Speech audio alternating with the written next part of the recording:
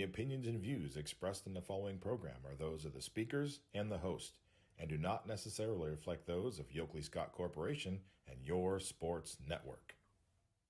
Yeah, I've been closer to Jesus before, so can you help me out? Oh, can you help me out? Am I on my own? Am I on my own? Or can you help me out? Am I on my own? Am I on my own? Or can you help me out? Can you help me out? I've been scared to look at my soul.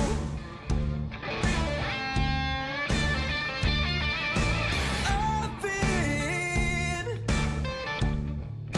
afraid I would follow alone. Yeah, afraid of the things I've been told.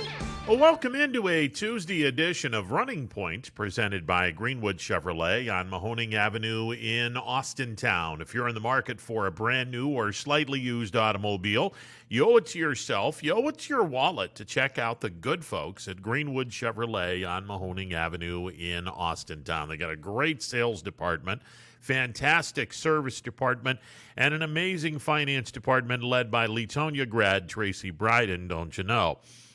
So before you put pen to paper and sign the next 4 to 7 years of your life away with car payments that are going to be astronomical if you go somewhere else, that's a hint, you owe it to yourself and your wallet to check out the good folks at Greenwood Chevrolet on Mahoning Avenue in Austintown before you make that decision. Okay, yesterday Anthony and I were talking a little bit about the fact that we're 9 weeks out, believe it or not. 9 weeks from this coming Thursday, we will officially open up the 2021 high school football season. I know, it's incredible. I mean, the time just goes like that.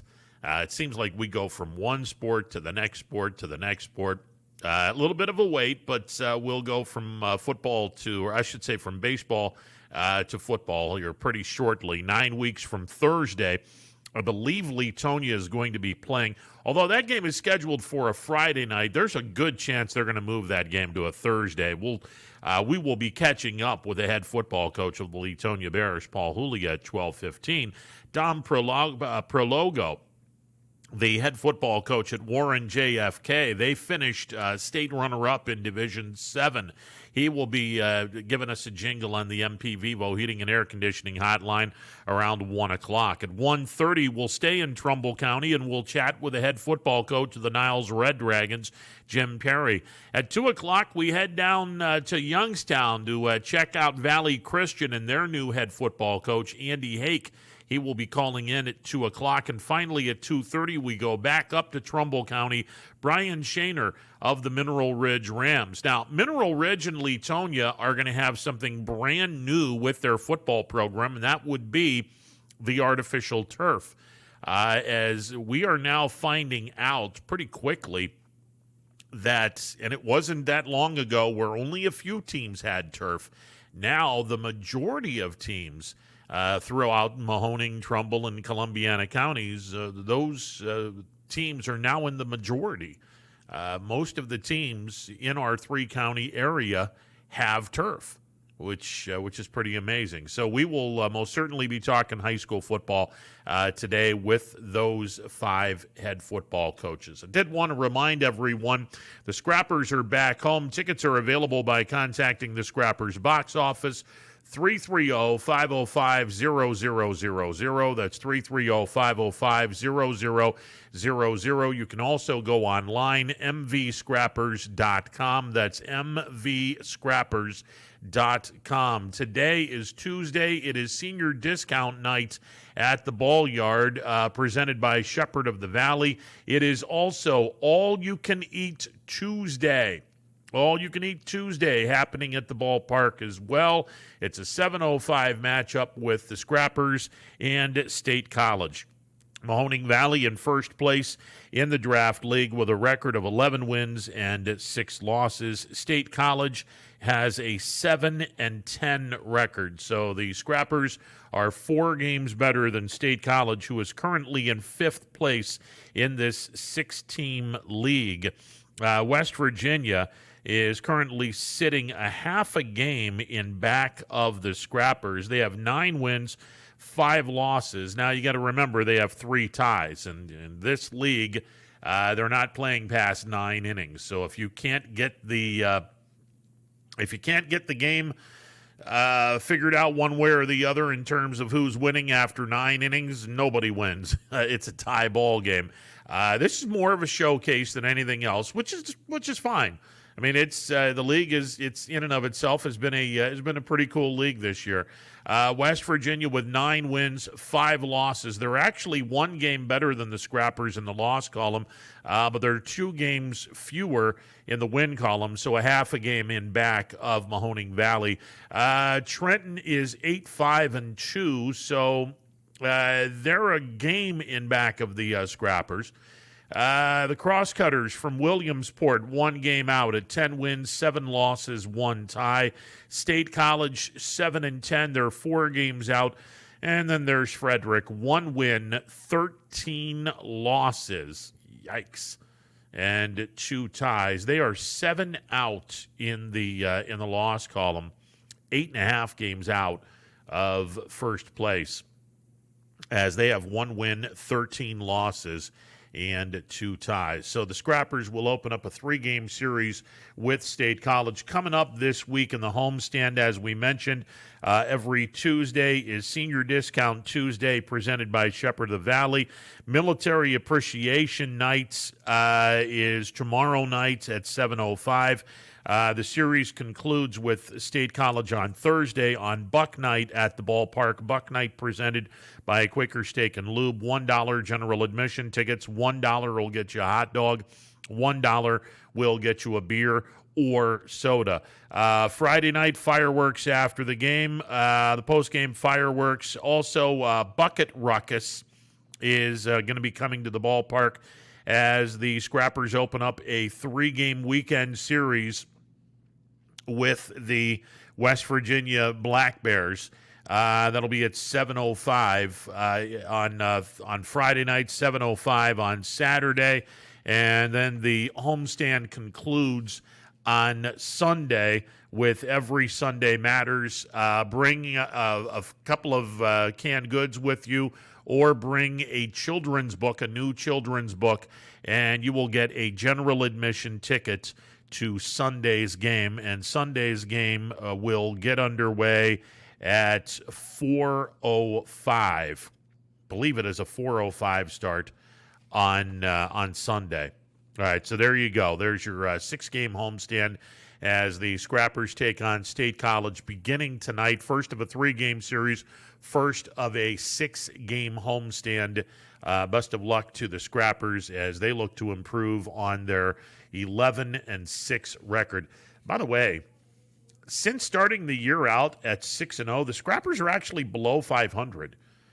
Since starting the year out 6-0, so for what it's worth, Scrappers 5-6 since the 6-0 start to begin the campaign. So hopefully we will have ourselves a good time as we will be playing baseball tonight at Eastwood Field at 7:05 tonight. Scrappers taking on the State College Spikes. All right, the World Series for college baseball is now official. Here are the 8 teams that are going to be playing. The World Series begins. It's a double elimination tournament. The World Series begins on Saturday, June the 19th. Stanford will be playing North Carolina State. That's a 2 o'clock game. Vanderbilt will be taking Arizona on in the 7 o'clock game on Saturday night. On Sunday, Tennessee will be playing Virginia. That's a 2 o'clock start. And Texas will be playing Mississippi State on Sunday night. That is a 7 o'clock start. By the way, Youngstown State, from what I understand, is going to be playing Mississippi State next year. So to put everything into perspective, Youngstown State is going to be taking on a team that is participating in the 2021 College World Series. So we will see how the Penguins fare next spring when they take on Mississippi State. I believe they are playing Mississippi State down in Starkville. And again, they've seen this team before. We'll see what YSU can do. But, it just goes to show Youngstown State, they play some pretty good teams. This year, they took on a team that went to the Super Regionals in LSU. Now, LSU got swept by Tennessee, and that ended the coaching career of Paul Molinari, who retired as the head coach of the LSU Tigers. So hopefully we can see LSU back on the schedule pretty soon. But we definitely, from a YSU perspective, they have played Mississippi State in the past, and I believe they are playing them in the 2022 campaign. So that should be an awful lot of fun. So we'll keep an eye on Mississippi State. Their first game is Sunday night at 7 o'clock against Texas. And again, this is a double elimination tournament, and hopefully we will have some fun with the College World Series. And again, speaking of college, the Draft League back in Youngstown tonight, first of a 3-gamer with State College, opening up a 6-game homestand. 7:05 tonight through Saturday, 4:05 on Sunday. Get your tickets by calling the Scrappers box office at 330-505-0000. That's 330-505-0000. Or you can go online, mvscrappers.com. All right, we're going to take a timeout. When we come back, we have some high school football to discuss. It's hard to believe 9 weeks from this coming Thursday and Friday and Saturday, 9 weeks from now, we're going to be talking about the opening week of the high school football season. Yeah, it's hard to believe it's coming, and it'll be coming very, very quickly. We will talk with the head football coach of the Leetonia Bears, Paul Julia. He opens up our quintet of coaches that we're going to be talking high school football with on this Tuesday edition of Running Point on ysnlive.com. Stick around, more to come on this absolutely gorgeous Tuesday afternoon in the Mahoning Valley. Back in a bit. At Greenwood Chevrolet, we go the extra mile for you. By finding you the right vehicle at the right price. And by being with you for every mile of your journey. Visit greenwoodchevrolet.com and tell us how we can go the extra mile for you. New things happen all day. Some are good, some not so good.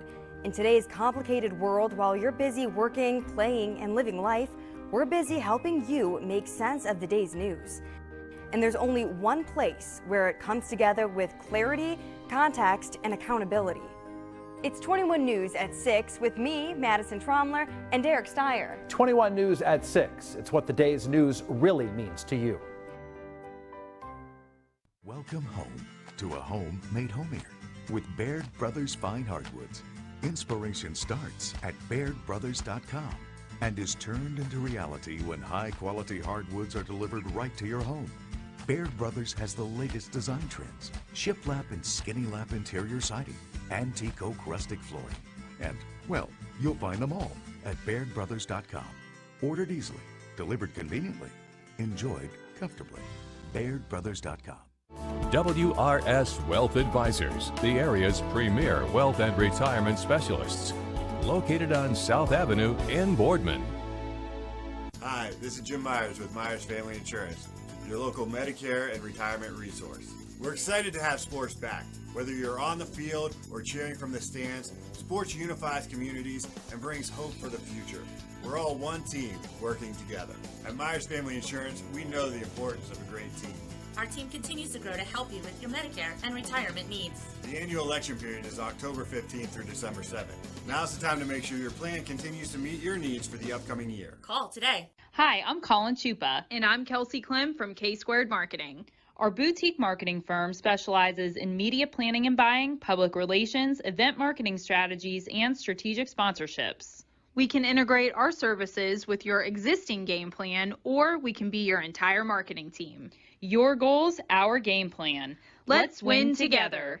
Call K-Squared Marketing at 330-623-2730 or visit ksquared.marketing to learn more. At Hubbard Chevrolet, Hubbard can help you get the financing you need regardless of your situation. I'm Tony Page, and I've helped thousands of customers in Northeast Ohio and Western Pennsylvania buy a vehicle. Bad credit, no problem. I can get you approved for a low-interest loan and maybe even a low-payment lease on a new car at the #1 Chevy dealership in Trumbull County for 3 years in a row. Visit HubbardChevy.com to get pre-approved or come see me, Tony Page, to get a new vehicle today. Remember, folks, Hubbard can help. Welcome back to this Tuesday edition of Running Point, with you till 3 o'clock, at which time DJ and the fellas will take you through the Power Hour. On the MP Vivo Heating and Air Conditioning Hotline, we kick off our, I don't even want to say football preview because we're 9 weeks out, but we'll kick off the How Are You Progressing segment of the program. We kick it off down in my home stomping ground for many, many, many years, down in Leetonia. The head coach of the Leetonia Bears, Paul Julia, joining me on the MP Vivo Heating and Air Conditioning Hotline. Coach, how are you? I'm doing well. How are you, Ryan? I'm doing great. I'm doing great. Not as good as you. I mean, you guys got a heck of a nice Christmas gift with a brand new turf on your football field. And how is that coming? And are you guys able to practice on it? Is it completely down, or are they still working on it? Oh, they're still working on it. They're actually putting a drainage tile in today, and the carpet should be there soon. I mean, this is probably going to be a couple weeks. I mean, we're all, our drop dead date obviously is August 20th, our first home game. So, and I think, I think they'll get it done, and we'll be ready to go for the season. But I know the kids are all jazzed up, and the community is, well, it's going to be a beautiful facility. Well, Coach, I saw some artist renditions of it. The Bear logo on the 50-yard line would look really, really cool. I was hoping for the dark blue turf, but you can't always get what you want. But I mean, I think it's going to be something where it saves the community money. Because I know that the custodians were just busting their backside, mowing that twice a week and then lining the field, and it got to be a hassle. And obviously, you pay an awful lot up front for it, but for the next 15 years, you don't have a problem with anybody doing any maintenance on the turf. Well, and I've often said about getting turf in your facility, in your stadium, it's a long-term investment. It's a good investment, but it's long-term. It's not a short-term investment. And, because as you said, somebody's got to line it, somebody's got to mow it, somebody's got to fertilize it, you've got to water it when you have a grass field. And you don't do those things for nothing. I mean, they all, and once it's in, it's going to sit there for 15 years, guaranteed, and all we got to do is play on it. So, that money saved. Then, when you got to do it again, you'll be able to have the money. But it will pay for itself, but not overnight. I mean, it's a long-term investment. So, and I'm happy that school personnel, saw that and are moving forward with it. And, the big thing, too, is that I think people lose sight of having a turf. It's going to really help your spring sports as well.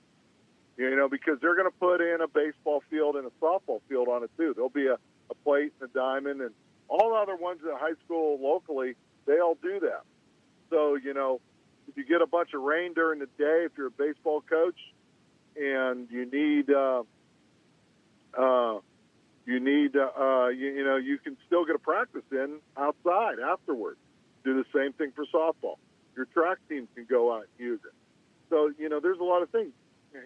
Spring of the year, fall of the year, you get a nice day. Take second grade out and let them play kickball. There's a lot of other things. And I'm sure, guys like yourself, we'll be there on Sunday afternoon playing a little flag football as well.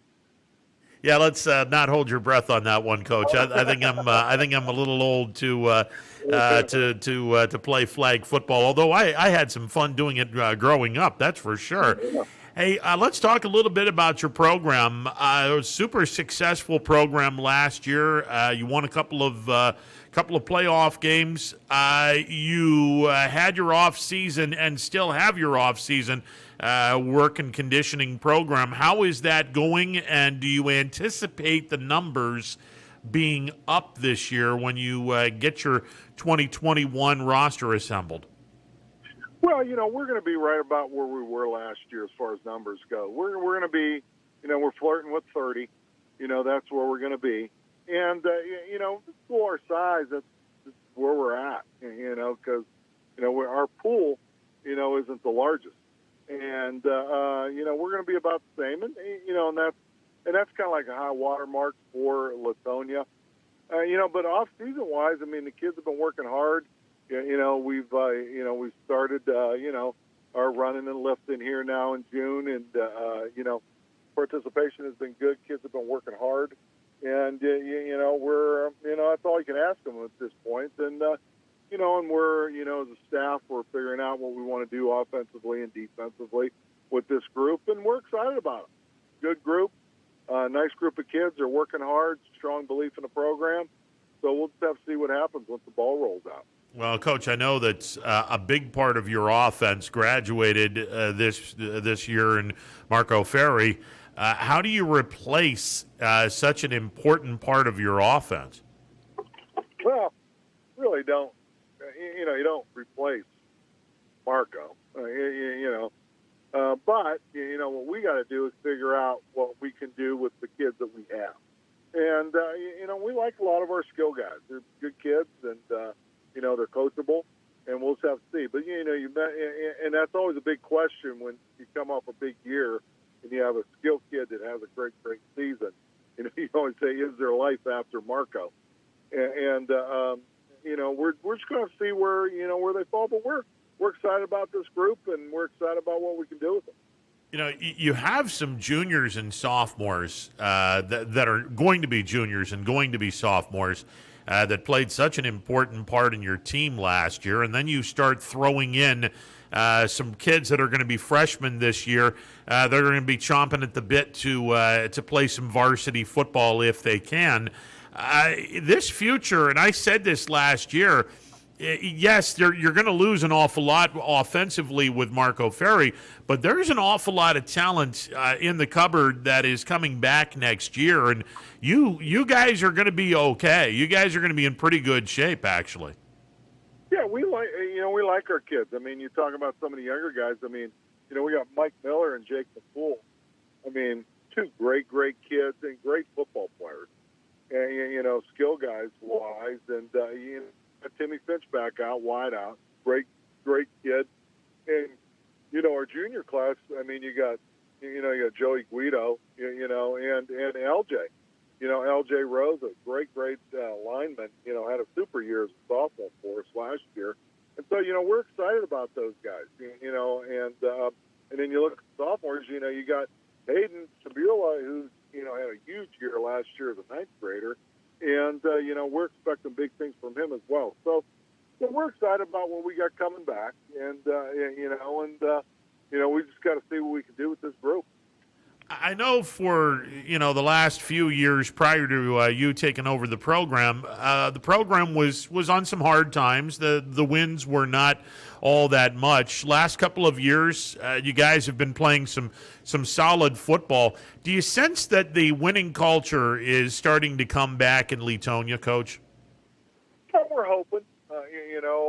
We're hoping that is. And, I say to our kids all the time, it's a lot easier to win that first one, winning a league championship last year, than it is to defend that league championship. So, because, last year we were the hunters, and this year we're the hunted. So, it's always more difficult, and we'll see if our kids are up to that task. And so far, from what I've seen on the practice field, they are. Coach, one of the things that I'm really enjoying about this, the fact that you guys got the turf. Well, if you look at the rest of the I almost said ITCL. Good God, the EOAC. Valley Christian will play on turf because they play at Camel, so they're going to be on turf. You guys are going to be on turf. Southern will be on turf. Wellsville will be on turf. But United isn't, Lisbon isn't, Columbiana isn't.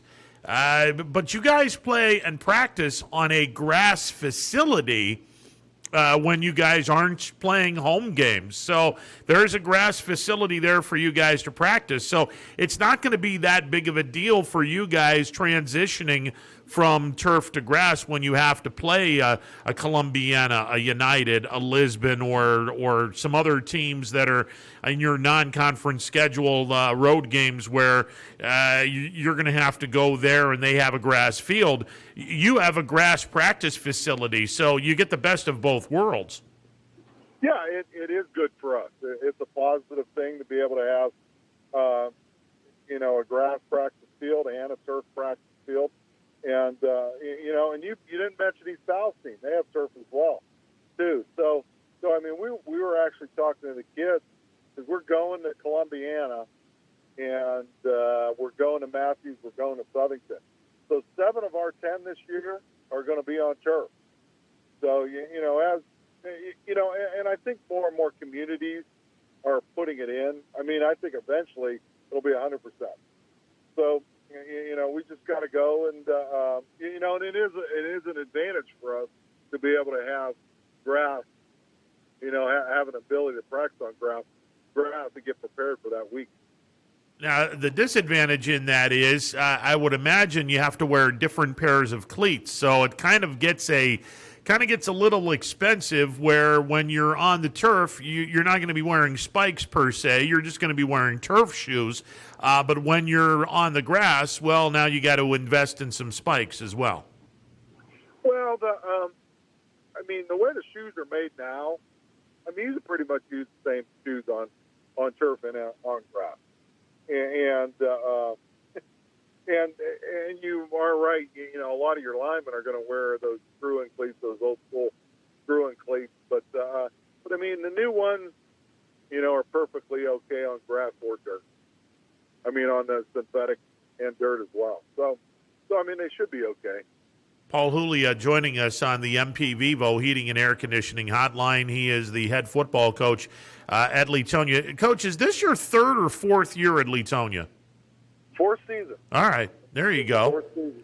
Yeah. We had 2 winning seasons back to back. You mentioned before we got here. Before we got here, they were 5-45 in the 50 previous, and we've had 2 winning seasons back to back, and that's a testimony. The staff and the kids. Our work habits have been pretty good. We've just got to keep that up. The EOAC, you were talking about how Leetonia is going to be the hunted now because you won the league last year, and you take a look at the league. Look, Valley is going to be they're going to be under new management with Andy Hake coming in.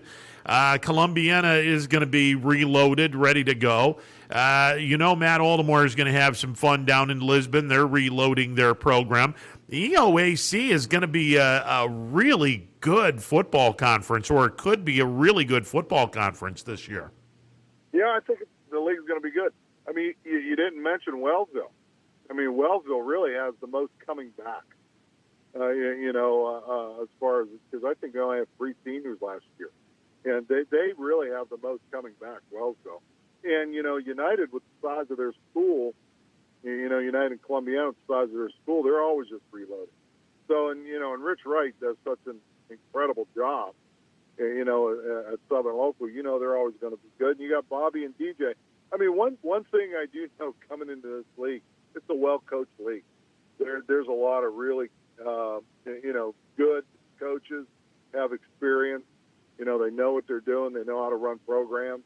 And I think it's going to be exciting, and you throw Andy now, hey, go over at Valley, you've got another experienced guy, in the league as well. So it's, there's a lot there's a lot of years under the belt of all the coaches in our league. So it's going to be exciting, matching wits against all those guys. Coach, obviously the OHSAA this offseason made the decision to go from 8 teams to 16 teams into the postseason, 16 teams in each region. For a lot of folks, that's 2/3 or more than 2/3 of the teams in each region going into the playoffs. I know that the Coaches Association said, hey, why don't we scale it back to 12 teams? The OHSAA politely said, no, we're going to stay with 16. I wanted to get your thoughts on the 16-team format, and obviously there's a pretty good chance that most, if not all, of the EOAC makes the playoffs this year with the expanded format. Yeah, which, I know a lot of coaches in the area are vehemently opposed, to the 16 team. But, before that, too, you got to remember they had already expanded it to 12. And so the tournament format is really the same. The only exception is now 1 through 4 won't get a bye. Because they 1 through 4 was going to get a bye. Now 1 through 4 is going to play, week 11. My personal opinion, I don't really see the difference between the 12-team format or the 16-team format. Other than the first 4 get a bye. And I don't think it's a bad thing kids going to the playoffs. And we were actually having this discussion this morning. And I understand the reasoning to not having the 16 teams, and I understand the reasoning to have the 16 teams. I could see both sides of the ledger.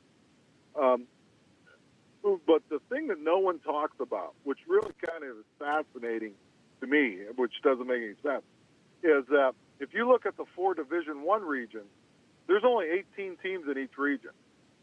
So 90% of the Division I schools in the state of Ohio go to the playoffs, and then 70% of the rest of the state go to the playoffs.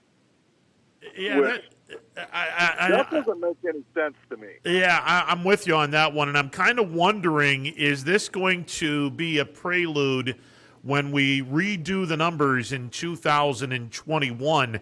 Is this going to be a prelude to where the OHSAA decides to lower the standards for Division I and get some of those higher Division II programs into Division I and kind of balance things out?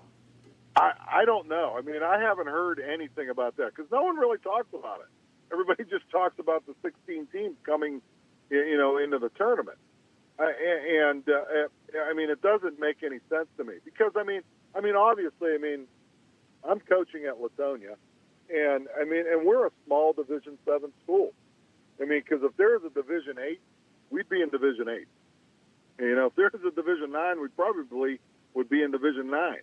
We're one of the smallest schools, if not the smallest school in the area that has high school football.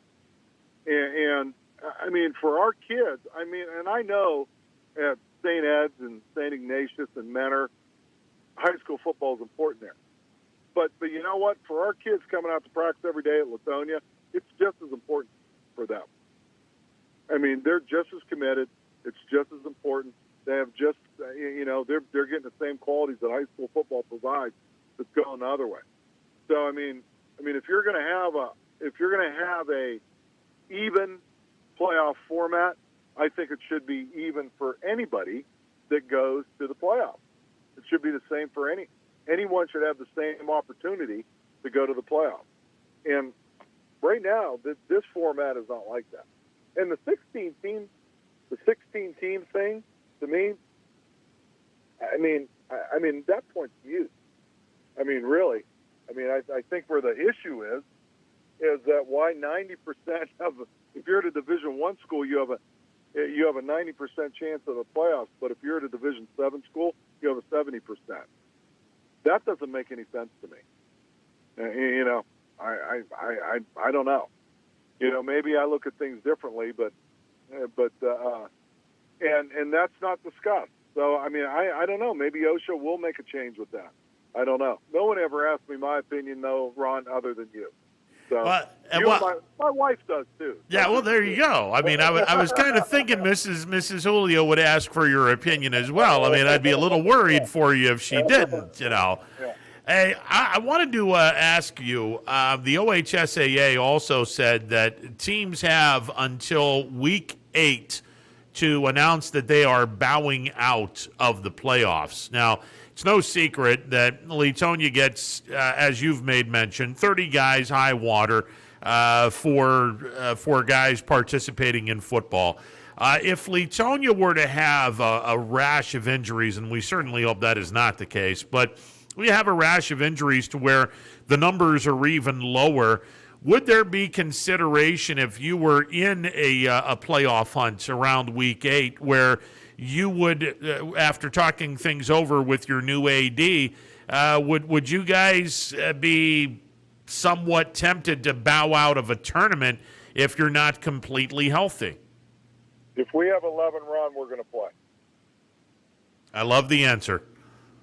Yeah, love the answer. Look, I look forward to this season. First and foremost, I'm looking forward to seeing that turf. One final question. We're chatting with Leetonia head football coach Paul Julia. Is the date for two-a-days beginning on August 2nd, or is the OHSAA giving you guys some extra days to work with? Well, they're giving what they said this year is that if you go the week before in helmets, you could come out in shells August 2nd. Because, you know, it always was that you had to have your 3 days of acclimation. Sure. And then 4th day shells, and then 5th day 4, and then 6 full gear, and then 6th day hip. But now, you know, they're using that week before as acclimation. But we're not going to have, because we picked up 2 scrimmages. You know, a lot of the larger schools, you know, that, you know, got 60 or 70, they're going 1 scrimmage because they'll just scrimmage amongst themselves. You know, and then they'll go, you know, just the 1 scrimmage the following week. But, you know, with our numbers being down, you know, we've got 2 scrimmages. We're going to go against Camel and Lowville. So, you know, but we're looking at the other day. I think we're only going to have 6 total days of 2-a-days. Okay, so you guys are going to be starting then, what, July 26th? Well, it's really not. The way I read it, and the way everybody else has too, is that your acclimation days are going to be the week before, or any time in July, really. Gotcha. And then you're going to go right into 2-a-days with shells, with helmets and shoulder pads. Okay, and then the 2-a-days would begin on August the 2nd. Correct. Okay, and then the season starts. Now, let me ask you, you guys are opening up with Sebring, and we had Matt Seidel in studio. Is there any talk about moving that game to Thursday? Because I know the last few years, when you guys were home, you opened up the season on a Thursday night. Well, you know, and I always did that at Poland, too. We always played our first game on Thursday. They still do it. You know, but, and, you know, we got that changed. You know, and we started with Sebring to play on Thursday. But, and I agree, our administration has made the determination. They wanted to give as much time as possible to get the field done. So they bumped it to Friday the 20th. So we're going to play that. All right. So Friday night, August the 20th in Beartown, the turf gets unveiled for the first time. And let me ask: Did you guys get a track to go along with the football field? No, there is no track. They still have the cinder on the. I mean, there's been discussion. I mean, I'm not privy, obviously, to everything, you know, that goes on administratively there, but there has been discussion about putting an all-weather track where the cinder track is now. You know, around the practice field. Yeah. So they could, I mean, you can have a junior high meet, you know, or something like that. You know, just put a 6-lane track in so you have a practice facility for track. So I don't know. I mean, there's been discussion about that. I don't know where they are with it. Well, looking forward to everything starting 9 weeks from Friday. We'll open up the season at home. Leetonia taking on Sebring. Should be an awful lot of fun. Coach, can't thank you enough for chiming in, and good luck. And hopefully, knock on wood, you get an injury-free year to where everyone's healthy and you guys are playing 100% football this year. Well, I hope so too. I'm just excited to play. That everybody can come to the games without the COVID restrictions. You know, everything changed so fast. And, and I got to plug the Penn Ohio game too. I'm on DJ's staff, because we're playing in East Liverpool. And as far as I know, and you would know being a media guy, that this really, as far as high school activities, the game on the 24th at East Liverpool, that's going to be the first COVID-free restriction high school athletic event since all the COVID stuff started. Well, at least for football it will be. Absolutely. Absolutely. And I got to imagine that you're pretty happy now that you don't have to wear a mask to bark at the kids. Well, I don't know. The way I look, there's probably a lot of people saying, hey, could you please put the mask back on? Hey, I can't say anything, Coach, because I got a face made for radio. Always a pleasure, Coach.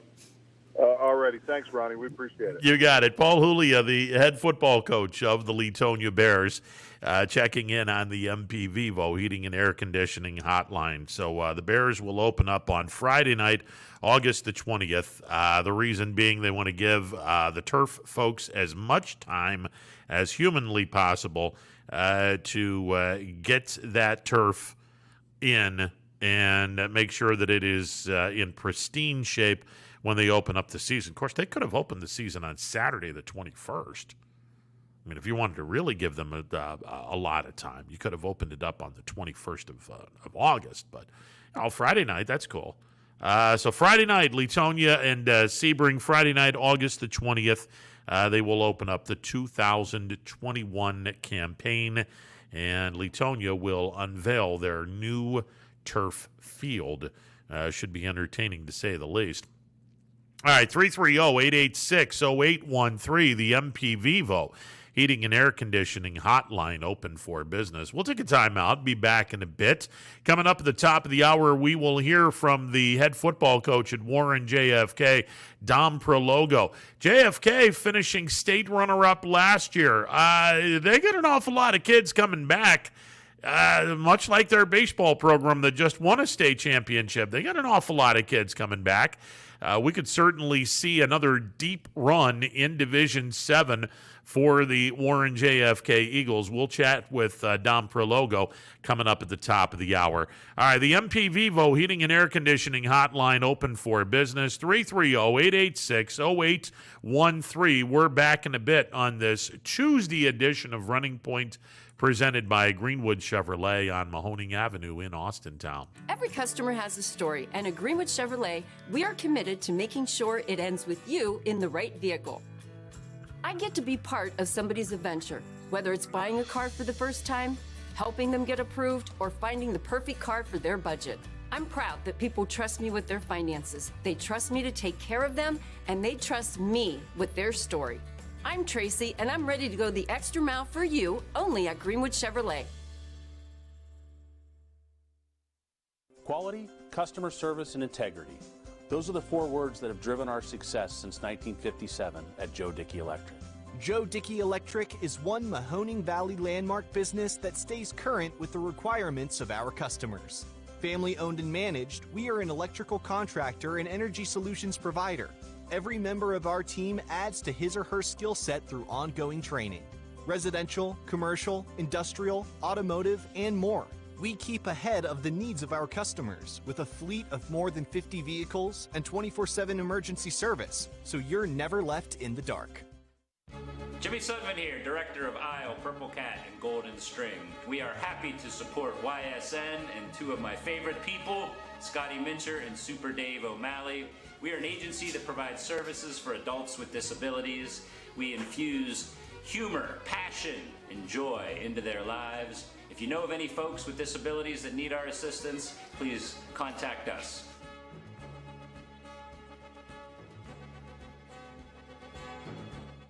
Your teams work hard and give it all they've got. Well, so does ours, because 21 Sports and YSN give you extra effort when covering local sports. 21 Sports and YSN, winning coverage of our Valley's teams.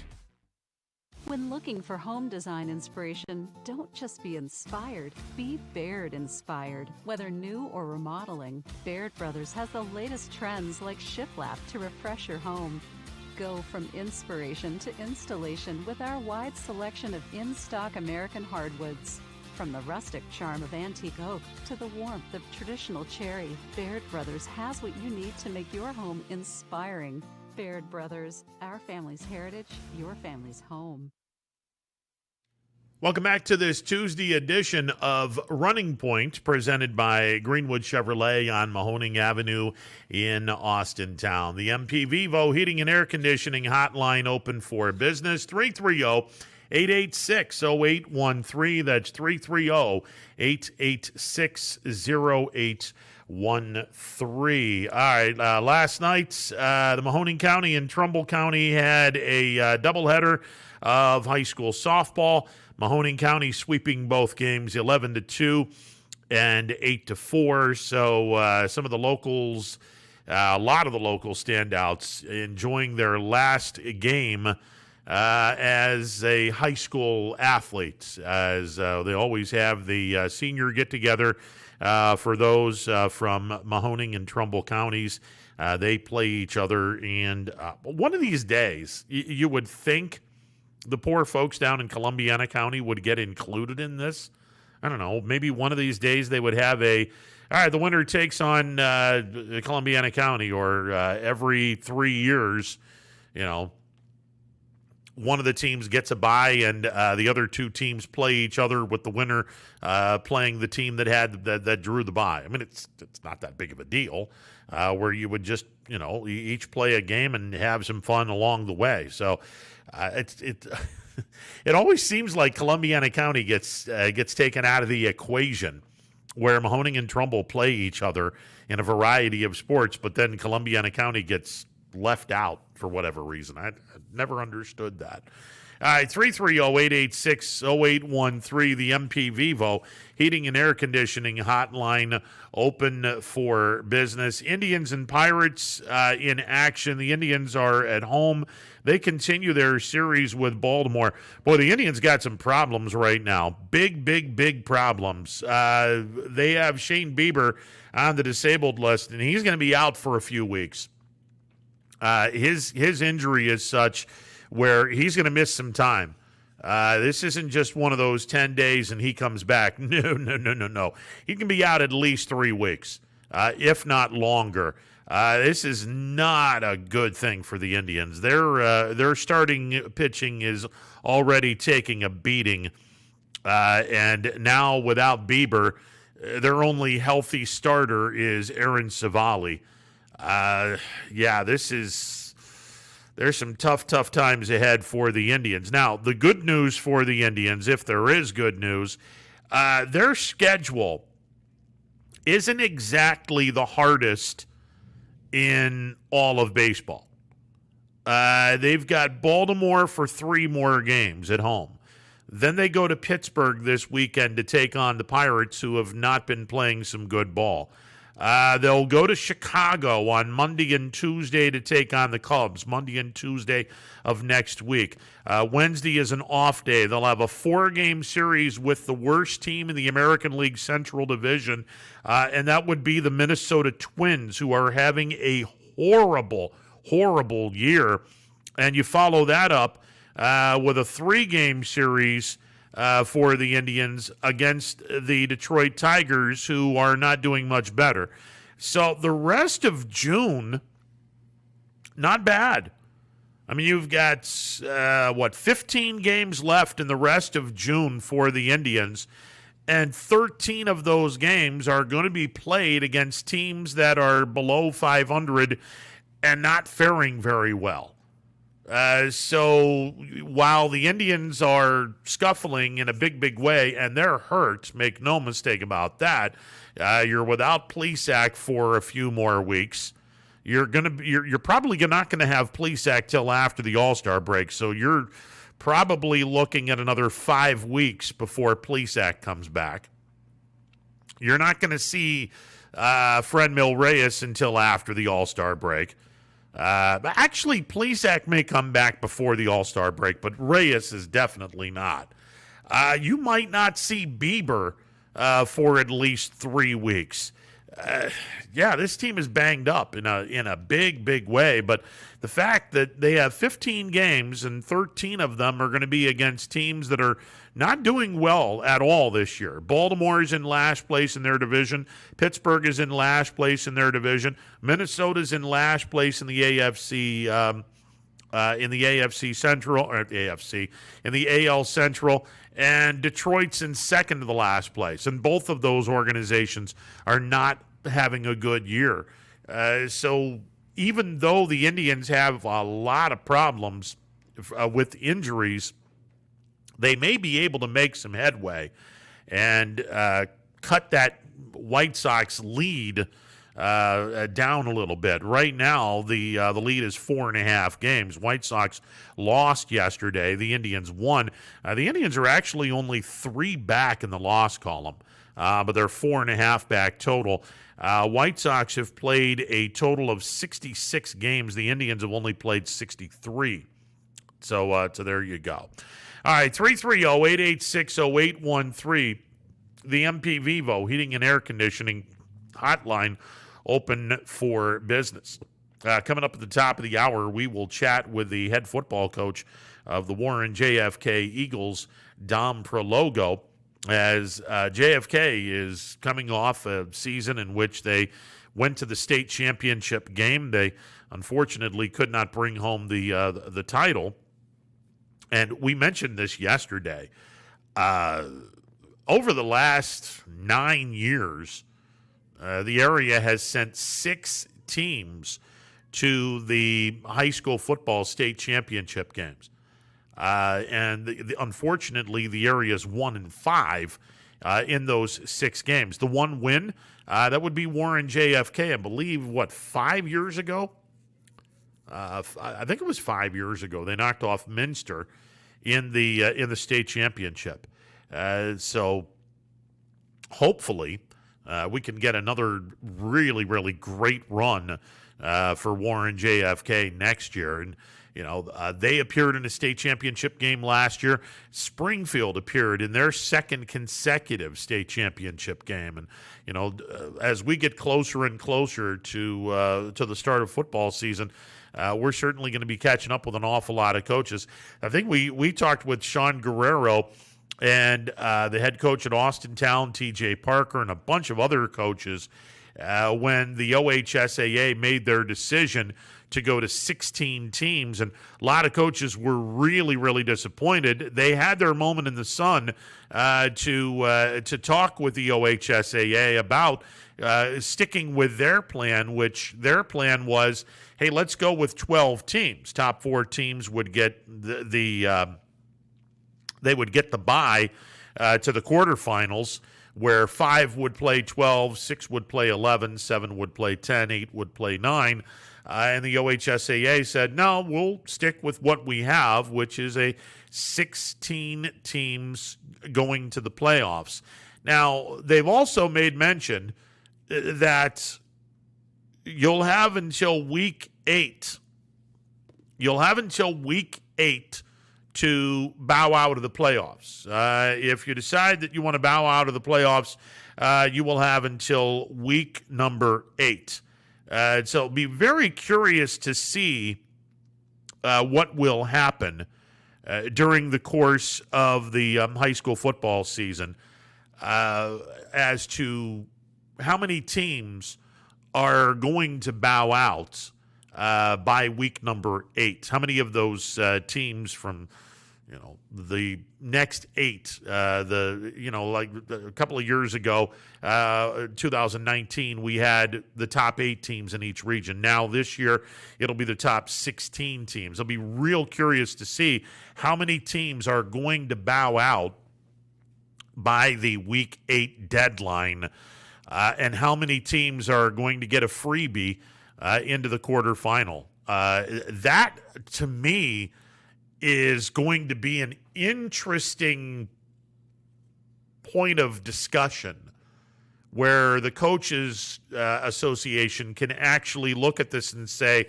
see, if you would have gone with our plan, you wouldn't have had anybody bow out because, we didn't go 13, 14, 15, and 16. We stopped at 12. So I'm going to be real curious to see how many teams decide to bow out of the tournament or of the playoff before the season even comes to an end, because like I said, the OHSAA has given everyone until Week 8, and then you have to commit by the end of Week 8 as to whether or not you want your team to be a member of the 16-team postseason. That's a point of discussion that I'm sure is going to be really interesting, to say the least. All right, we're going to take a timeout. On the other side, we will hear from the head football coach of the Warren JFK Eagles. Dom Prologo is coming up next on this Tuesday edition of Running Point on ysnlive.com. Hello, I'm Greg Burbick with G. Burbick Farms. For the last 100 years, my family has farmed in the Columbiana and Mahoning counties. I began raising cattle in 1996 with the goal of providing a better product for you and your family on the dinner table. Our grass-fed and grain-supplemented Black Angus beef are raised with no hormones, steroids, or antibiotics. We're known for our hometown-friendly service and incredible tasting products. We're locally owned and have customers across the tri-state area. Our products go from our farm to your family. Stop by our farm on New Buffalo Road or visit us on the web at gburbickfarms.com. Don't forget to like us on Facebook. G. Burbick Farms, it just tastes better.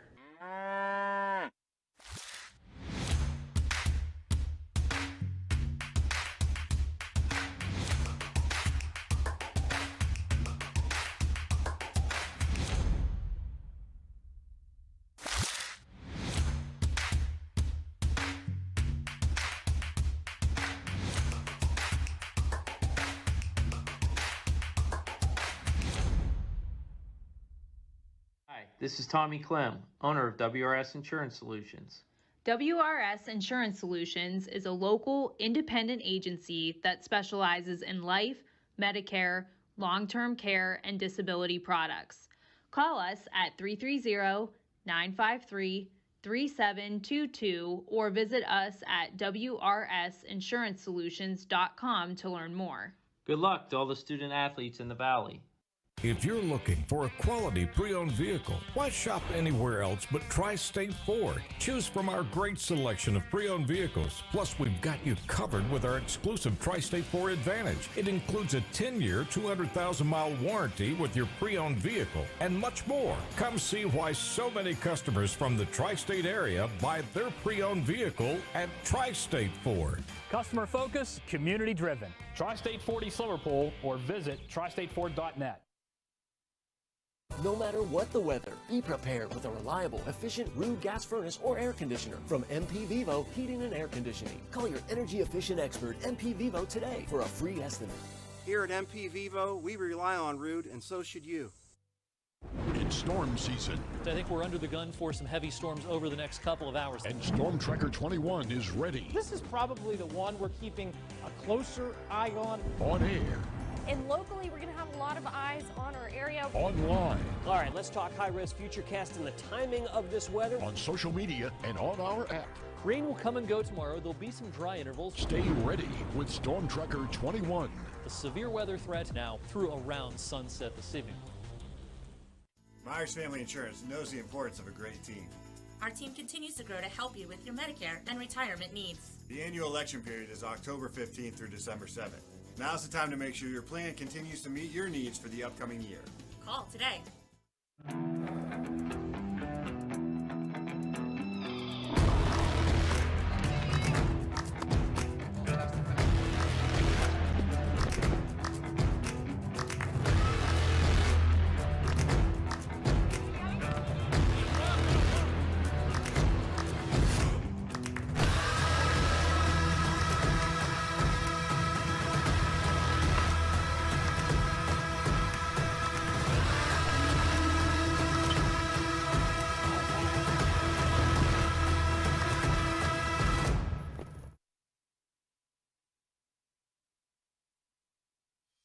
60 years ago, Baird Brothers Fine Hardwoods began with 3 siblings, a hand-set sawmill, and a few local orders.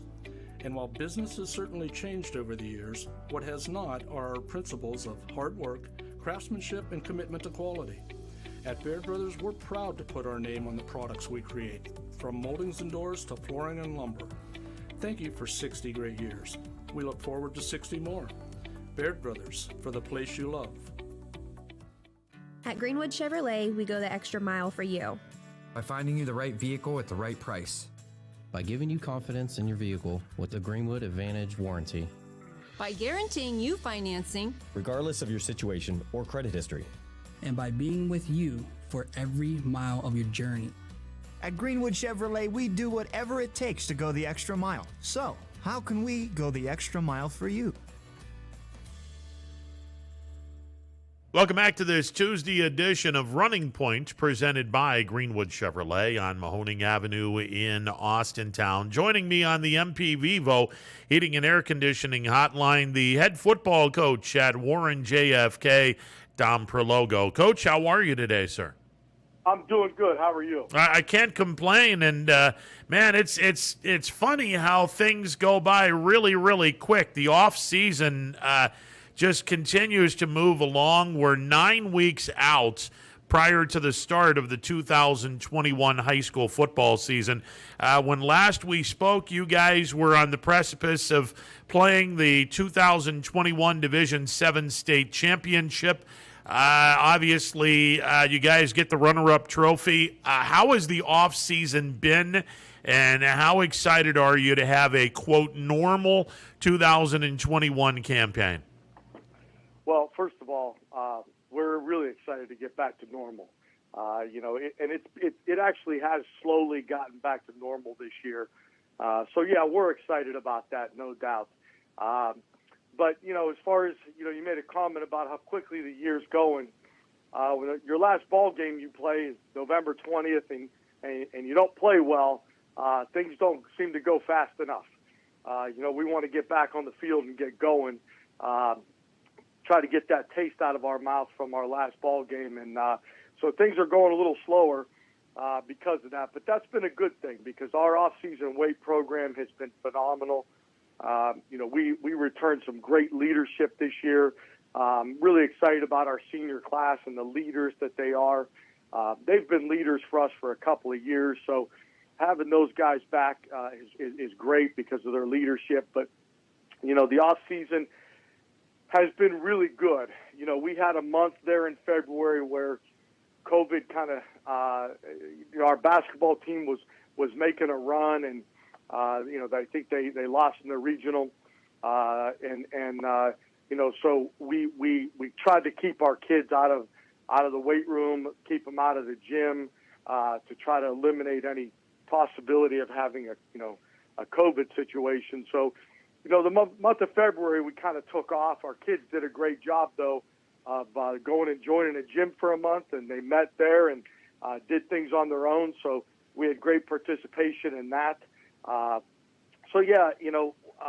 off-season's been phenomenal. And even during this baseball run, there's 6 players on our baseball team that just won a state championship that are football players. Those guys didn't miss the weight room throughout the entire spring, all the way through last week when they were playing for a state championship, because we do a 5:15 a.m. weight group to go in the weight room and lift with our coaches, and even our baseball players lifted all the way through their state championship run. So it's been a good off season for us. It really has. Coach Dom Prologo, the Warren JFK Eagles, joining me on the MP Vivo Heating and Air Conditioning Hotline. You're a winning culture when you think outside the box. I absolutely love when you sat back and said, hey, we had to shut it down in February. Basketball teams making a regional run. Didn't want anyone to have any COVID. That in and of itself is impressive. What's more impressive is the kids thinking outside the box, saying, okay, well, why don't we all join a gym for a month and we can get our weightlifting in then. I mean, you don't see very many programs and very many kids thinking outside the box to do something like that, Coach. No, I'm fortunate. the culture here it was developed a long time before I got here and Coach Bayek got here. Coach Napolet is the one who developed the culture here at Kennedy. And, that culture is when you play football here at Kennedy, make no mistake, you're expected to play and win championships. And we tell our kids that they need to embrace that. And unless we embrace that, we're not going to be able to fulfill that culture that we're a part of. And then Coach Bayek came in 2014 and reinstilled that exact same culture. And there's no excuses. Like you said, if you have to think outside the box, you think outside the box. But there are no excuses. COVID's not an excuse. Kids being dinged or injured, that's not an excuse. Enrollment numbers aren't an excuse. Just go play. And that's kind of what we try to instill here. And our kids buy in, and so do our parents. Coach, I know the last time we spoke was a couple of days after you had lost in the state championship game, and I made mention, I hope that the anger is taken out in the weight room. Is it safe to say that you guys were lifting weights angry and still angry and looking forward to the season? There's no doubt. Even our baseball team, they won a state championship on Sunday, and a bunch of those kids, that was their comment to the newspaper or to whoever talked to them, was they still had that feeling from November 20th of last year, and they needed to get revenge of that day for themselves. So yeah, it's our kids had a phenomenal off season. And there isn't a day that goes by that our kids are with us that they're not reminded of November 20th, and they're not reminded of that final score of that ball game, and that we didn't live up to our expectations that day. So, and it's not just us, as coaches, it's the kids. The kids are reminding each other about that day, and that's not the way they expect to represent our school. Don Perlogo from Warren JFK joining me on the MP Vivo Heating and Air Conditioning Hotline. Coach, you go through 2021, your junior class, now seniors, but you're going to be doing this without a couple of big contributors last year in Cam Hollenbaugh and Jesse Likens, two really, really good-looking kids out on the football field, two guys that provided just some intangibles and some great statistics as well. They're tough to replace, Coach. There's no doubt, and that I don't even know if you can use the word replace for those two guys. They had such they left such an indelible mark at Kennedy, not just in football, but everything they did. Jesse's was our valedictorian. Cam led three teams on a great run here in his senior year. Jesse finished second in the 100 down at state and track. So, those guys are not guys you replace. But, there are other things that we have to look at, and that is how do we replace their production. We don't replace it with one guy. We have to replace it with a few guys. And we have to be able to replace the leadership that they brought. Our juniors that were leaders, it's one thing to be a leader when your seniors are those guys who have that type of leadership skill. Now, all of a sudden, you not only have to be that junior that kind of led from behind, you have to be that senior now that leads from out front. And, so our kids have to be able to embrace that role.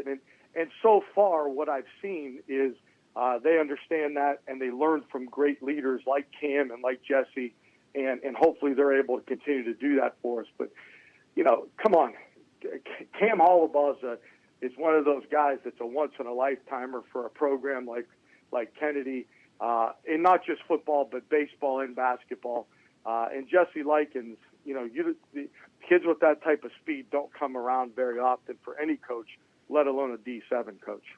This past year, and it was capped off on Sunday with a state championship in baseball, and I came on the air Monday, and I actually did this on social media on Sunday night after JFK had won their state championship. If you think about the big three sports for boys in high school, it's football in the fall, basketball in the winter, baseball in the spring, with all due respect to the other ancillary sports. Warren JFK was a state runner-up in football, a top 8 program being a regional finalist in basketball, and a state champion in baseball. I can't even remember a time where a school was able to do something like that. And I'm just wondering, does this put a challenge to the kids to start another run 2021, 2022 and take care of unfinished business on the football field and all in one fell swoop? Ron, this is my philosophy. Winning breeds winning. When you win, you have that heart of a champion. Heart of a champion is really difficult to defeat. And if you're used to winning, it breeds more winning. And I just believe that that's kind of the culture that we have here. And, so, yeah, I think that it does. When you're trying to follow up that state championship in baseball, those are your expectations. And you expect to always be doing what we've done this year. We don't want this year to be an anomaly. We want to have another great run in football. We want to have another great run in basketball. And we want to have another great run in baseball. And, the pieces are there. The kids just have to continue to say, hey, we're winners, and we're going to go out and win. How fun is it going to be to go back to Mollenkopf, whether JFK is playing on a Saturday night, if Harding is playing on a Friday, you guys play at Mollenkopf on a Saturday night, or if you're scheduled to play and Harding is on the road, then you can play there on a Friday night with as many people as humanly possible. How big is that going to be for you as a coach, for your coaching staff, and just for everyone in Warren JFK? I'm excited for the kids. I really am for that part of it. That was the only downfall really of last year. We handled everything that happened last year really well. The downfall of last year was our kids, even though they had a great run, even in the state championship game, there was limited fans in the stands. And it was only 45 minutes away. So, that kind of stunk a little bit. But, we're excited for the kids. I'm sure the kids are excited to come out of that locker room at Mollenkopf, which, let's go back to that. We weren't even allowed to be in the locker rooms last year. We had to be under the stands with little gates up around, little fencing up around us, because we weren't supposed to be inside locker rooms. So just to be back in that locker room at Mollenkopf, just to be able to come running out of there and look across the field and not just see a smattering of fans, see a couple thousand fans in those stands is going to be great for our kids. It really will. As far as us, as it goes with us as coaches, fans, no comment there. It's more for our kids and for our community to be able to get back. We had a lot of people who missed out on, the state championship game who are huge Kennedy supporters and Kennedy fans. That stuff unfortunately had to happen, but it shouldn't have to happen. And now they'll be able to come back and see our kids play again. So, yeah, it's going to be exciting. Coach, what kind of a schedule are we looking at for Warren JFK in the fall? It's like every other year, it's challenging. We joined a new league this year. So, we open up on the 20th of August with Champion, at Champion. Then we're at home against Berlin Center Western Reserve, another challenging ball game. Then week 3, we've got Garrettsville Garfield, who, the last 2 years has had our number, and they've beaten us 2 years in a row. They're going to be really good again. And fortunately, we get them in our place, and that'll be a kind of a barometer game early in the year. Then we play Conneaut Linesville, and then we play a team up there in the harbor up in Ashtabula. And then, our league starts. We've got Mogador coming to town, which is a big barometer game for us. We've had some real great battles with Mogador going back into, the 15, 16 years when we were a regional runner-up and a state champion. And so then, after that, we get Rootstown, part of our league again, and then we play Cleveland Central Catholic, who is, they've been on our schedule every year going back to when we were in that the North Coast League. And then we get St. Thomas Aquinas, who, again, is another team in our league. And then we finish up with Southeast. So, our league's going to be challenging, and I think the rest of our schedule's pretty darn challenging too. That's not a bad league, Coach. I mean, you had my attention immediately with Mogador, and then you throw in Rootstown. St. Thomas Aquinas, year in, year out. They have a fun program. Is Cleveland Central Catholic in this league as well, Coach?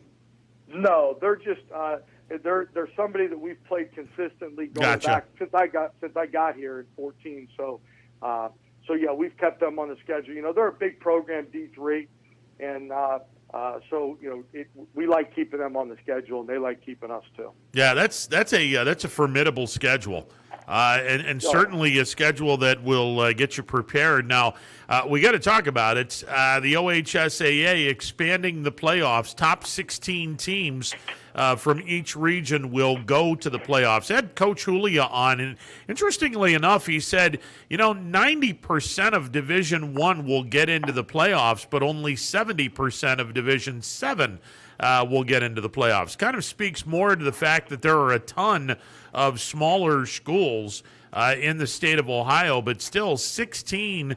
That's an awful lot of teams in a region where you're about 25, 26 teams in your region. That's an awful lot of kids, an awful lot of teams that'll be in the playoffs.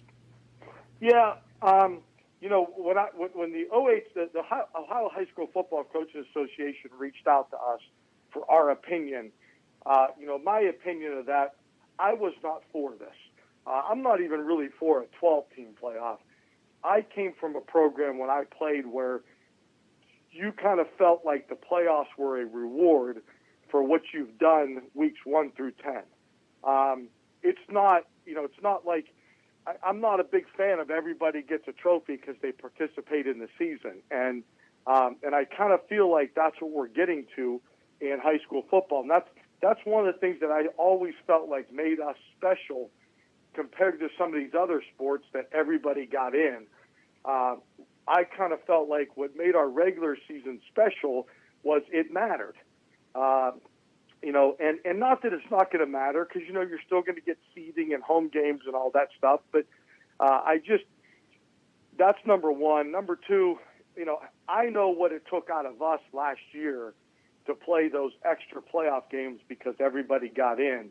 The atmosphere of a playoff game, the intensity of a playoff game it's ramped up from a regular season game. So when you got to add those games on top of your regular 10-game schedule, and you're a D7 program that has 40, 42, 43 kids, that's difficult, with injuries and so forth. And I think it's going to, may favor the teams from out west, like from the MAC conference that have 70 kids on their roster. But I sit here and I listen to the NFL talk about we don't want to add any more games because of injuries. I listen to college football, and one of their biggest pet peeves of why we don't want to add more teams to the playoffs is because we don't want to, make this season any longer. And then we look at high school where we talk about protecting kids, and what do? We add a 16th ball game. So if you're good enough, you're going to play 16 ball games now. So I'm not a fan of it. But it is what it is, and like everything else, just like COVID was, it's a challenge we now have to take on just like everybody else does. And I keep telling my kids, because when you brought up Coach Julia, it's funny because that's what I tell my kids every day. I was at the Poland State Championship game back in like 99 when after the game, the woman from the OHSAA announced that Poland was the first team in Ohio high school football history to win 15 games in a year. So that's what I've been preaching to my kids. If we have to play 16 this year, let's go be that team. Yeah, I was about to say, Coach, I mean, the good thing about it, and I share your sentiment. Look, when major college football, if you're a championship team, you're only going to be playing 14 games, and those are grown men. That 18 to 22 years of age playing 14 games, and you're asking 15 to 18-year-old kids to play 2 more games, there's something seriously wrong with with the way the system has been thought out, but that's just my opinion. But I also wanted to say, and you stole my thunder. Yeah, you can be like Poland when they won the '99 state championship. They were the first team to go 15-0. So let's see if you can be the first team to go 16-0. Yep, and that's what it's what I told our kids when I explained it to them that how this was going to work. And when I was talking to Coach Pat from Canfield, and one of the things I said was, if they want it to be 16 teams, then one of the things we learned last year when we only had a 6-game schedule and everybody got in was that wasn't so bad. If they want everybody in, that's fine. Let's just reduce the regular season. And if they want it to be, where you get 16 teams in, then guess what? Let's play an 8-game schedule. And let's get 16 teams in that way. And that way, my kids, not just my kids, Hoban, let's use them because they're every year they go to state championship. Hoban only has to play, 14, 15 ball games then to win a state championship.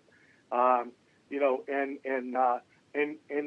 could still do the same thing you did last year. Teams can opt out. That was kind of, if you do want to expand it, you want everybody to get a participation award, then let's do it this way. Going 10 ball games and then expanding it so teams are going to have to play 16. That's a lot, man. That's just a lot. And it's certainly borderline unfair for Division 7 programs where you really don't have an awful lot of participants in high school football. Now, obviously in Western Ohio, the MAC conference, they have a lot of kids playing, mainly because they don't have soccer programs out there. They've all decided that football would be the only sport out there, and everyone participates in it. It's a little bit different out here because you have a lot of programs that not only have soccer programs, they've got golf programs and cross-country programs, and you don't get as big of a pick of the litter as you do to that conference that we've spoken of. Yep. In our state championship game, we dressed 36, they dressed 69. Now, I'm going to say that I feel like we both had, when you talk about quality varsity football players, not a huge difference between the two teams, in my opinion.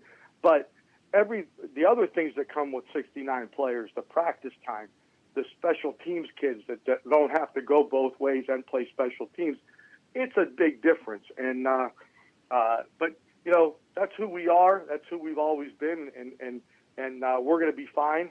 I just my opinion of this new rule, I'm not a fan.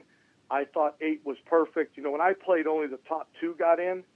That wasn't fair because, when I played at Ursuline, we beat Fitch. They ended up 9-1. They didn't get in. The next year we beat Mooney in week 10. They finished 9-1. They didn't get in.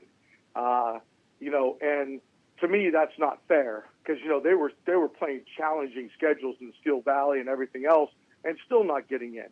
And then when you had 4 teams, which was when I started coaching, we went to 4 teams there at the beginning. And again, I didn't think that was probably enough because if your best player got hurt, if a key guy got hurt, there was something that happened, and it cost you a ball game or 2, it cost you the playoffs. And when they went to 8, and then we were at 8 for so long, I think that's a perfect number. I really do. It rewards you for playing a challenging schedule. It rewards you for winning during that challenging schedule, and it prepares you to be able to play your 5 games that you need to win a state championship. Well, and the other thing, now that you've bumped it up to 16, 2 things are going to happen. Number 1, the regular season isn't going to mean a whole lot. And number 2, and probably more damning, if you will, you're not going to see a lot of teams try to raise the bar where when you raise the bar, you're trying to get those computer points because you want to get to the top 8. I sense, I have a feeling, I should say, that there's going to be some teams that are not going to want to up the ante in their non-conference schedule because they're and probably true.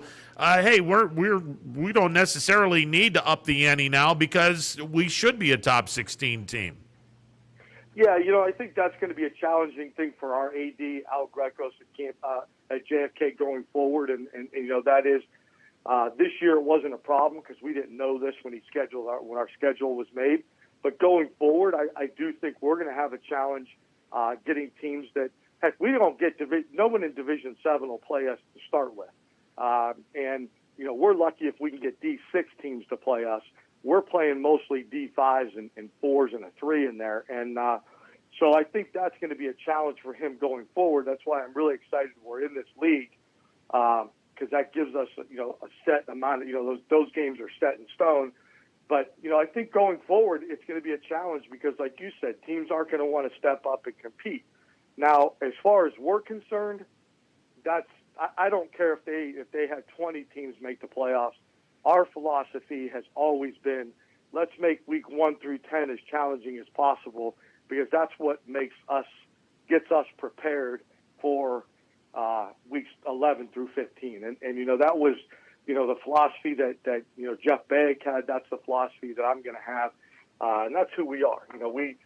We feel like, last year we played a couple D3 teams, and it is what it is. You go play. And you find out how good you are, and your kids find out what they need to work on. And going back to what you said in the weight room, when you're playing that challenging of a schedule, your kids find out that this is what we need to be able to do to compete with that schedule, and that means work a little harder in the weight room and spend a little more time on our own on the practice field. And those little things you talked about with thinking outside the box, it forces our kids to do that if they want to be competitive. So we're not going to change that and try to dummy down our schedule, for a lack of a better word, or soften our schedule because we're still going to get in. We look at it as let's make weeks 1 through 10 as challenging as possible because, again, if you win 4 games and they're challenging teams who are going to win a lot, we're going to get in and we're going to be prepared for that run. We certainly don't want to win 4 games, but I hope you get my point. Oh, I absolutely do, and I'll tell you what, I would love to see a couple of teams from that MAC conference come over here and start playing some non-conference games against some of our heavyweights. I think it would be phenomenal, and I think it would just be outstanding football. I agree with you. I've since I've been here, we're 1-1 against the MAC. We beat Minster, and then. We didn't play very well this year in the state title, and we lost. So, yeah, I think that would be challenging, and it would be challenging for us and for them too. But I'd love to see, and I get why they don't. Don't get me wrong. I coached at Canfield with Mike Papp for a long time, but I'd love to see some of these teams that are D4, D3, D5 in this area say, you know what, we're willing to play JFK. And going back to what you said about, the 16 games and there are 16 teams and not having to worry about your schedule as much, they should be willing to play us now. They should look at us and say, let's play JFK. It's a barometer game from us. If we're good enough to beat them, then we're actually a playoff team. If we're not good enough to beat JFK, then maybe we're not technically a playoff team. I mean, to me, I would look, if I was a D4 or 5 school, I'd look at us and say, if they're willing to play us, let's go, because that's a team that usually competes in the playoffs, and it'll tell us where we are. So I hope that does happen. I don't know that it will, but I hope that it does. Coach, best of luck as we continue the offseason, and look forward to seeing you guys this year. Hey, thank you very much. Great talking to you. You got it. Don Perlogo, the head football coach of the Warren JFK Eagles. We will take a timeout. We're not finished talking with coaches. No. Jim Perry, the head football coach at Niles, is checking in next. Stick around, more to come. Hi everyone, this is DJ Yoakley with Your Sports Network. We appreciate your support of YSN and welcome you to the YSN family. Our broadcast streams are brought to you live at no cost to you by sponsors that are local to this community. Without the vision and generosity of our sponsors and partners, we would not be able to bring this game to you today. So please support the great businesses and leaders that are making this game possible. And if you're a business in need of great advertising and sponsorship opportunities, feel free to head over to our site for more information on the right fit for you. We are local, we are loyal, and we are live. We are YSN.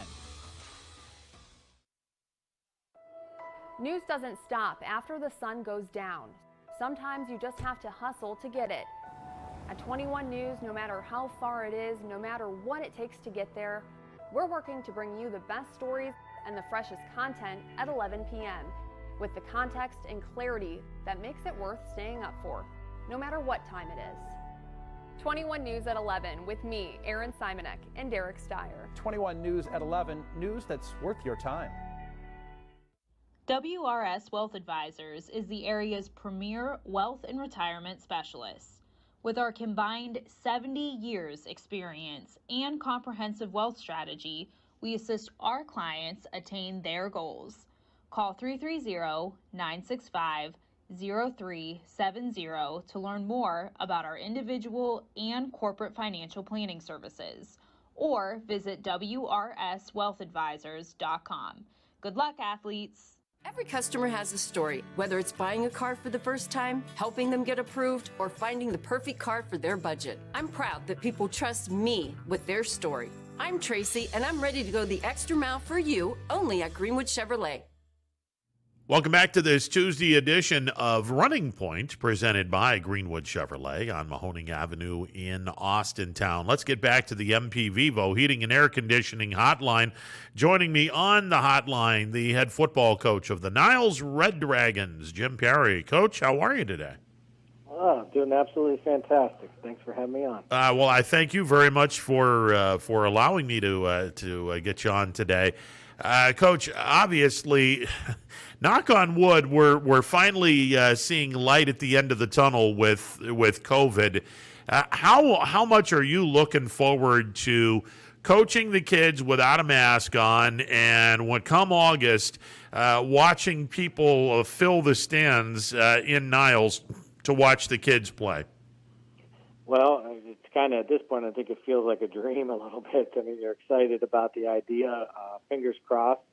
I was down at YSU yesterday. I think they had 800 people at their football camp, and just an amazing turnout. And boy, does it feel normal. It feels great, and we're just really excited that hopefully, everybody will be there in the stands. We open up on Thursday night against Howland. So just really, really cautiously optimistic for a normal football season. Coach, talk a little bit about that camp. How many of your kids took part in that camp? We only had about a half a dozen kids go down, but, the kids that were there did say that, they enjoyed the experience. Really hats off to Youngstown. They were able to attract a ton of other colleges to come, which I think really, pushed the attendance up there. And, you saw quite a few familiar faces in the college coaching world. So it was a pretty cool environment and a beautiful night. So it was a good time.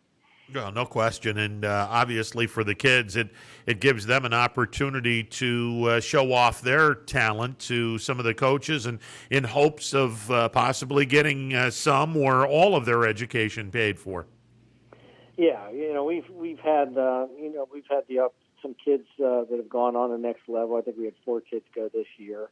And, sometimes I tell the kids, maybe it's not the financial drop in your lap, but the opportunity, to get into a college, use football as that tool for that next, the big part of your life where you're picking that career and that. And we've had some kids where football's opened that door and exciting. And we actually even had a kid that's down at Ohio State off of last year's team that's preferred walk-on. So really cool to see those kids take that next step. And the step last night is to get that little bit of exposure, so you get their name on the recruiting list and that. So I think it was good that we had a group of kids go down there and compete. Coach, let's talk about the off-season weightlifting program and just the off-season in general. How has it been going at Niles? Well, COVID kind of turned that on the ear for us, and I think that there were some things that it did that I think we'll probably incorporate going forward. So we went into like a small group sessions. So we were lifting about 12 to 14 kids at a time, trying to, comply with keeping kids safe. And what we found in that, at first we were depressed about it. Oh, we don't get everybody in there together. But, there was nowhere to hide. So it was, 2 coaches and 12 kids and put them in pods. And we really saw that as a positive. Something that we'll probably do at least a couple days a week, where we break them down into those small groups, because we could provide more attention and, like I said, make sure they got all their reps, done, and not only done, but done correctly. So we feel that it was really a big advantage for us this winter doing it that way. But, now that we're into June, today was actually the first day we had all our kids down there at one time, and that felt really good too. It felt normal. So sometimes there's some hidden gems when you have to do something differently, and you learn from that. And that was the one positive we found through this winter. Yeah, I was talking with the JFK head football coach, Dom Prilogo, and we were talking about how at sometimes you're going to have to think outside the box.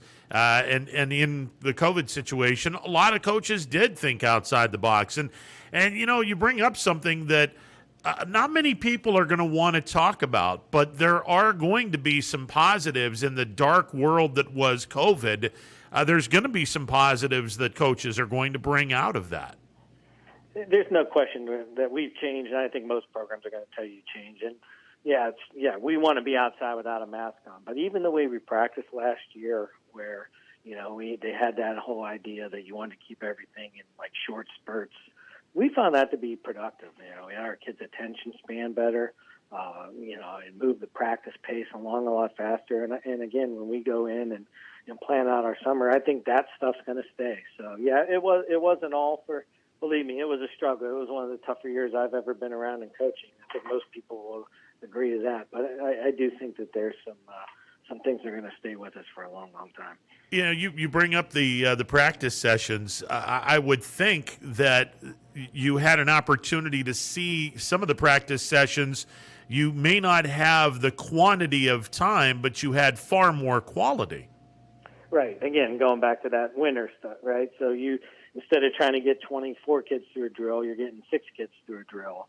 And you can be more efficient and more effective. And you go into learning as a teacher, who wouldn't want smaller class sizes and more attention to detail that way? So logistically, some of those changes that we probably should have thought about before, but we were forced to do it that way. It's like a rule change.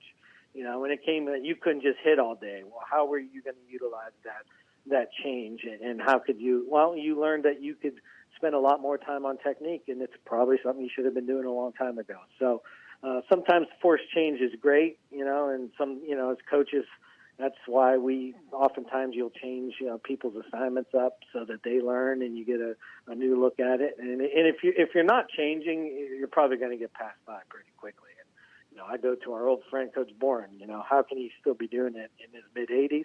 It's because he has changed with the times. I mean, we tease him that he hasn't, but he truly has. So I think you have to be willing to change. If not, this game's going to run you over.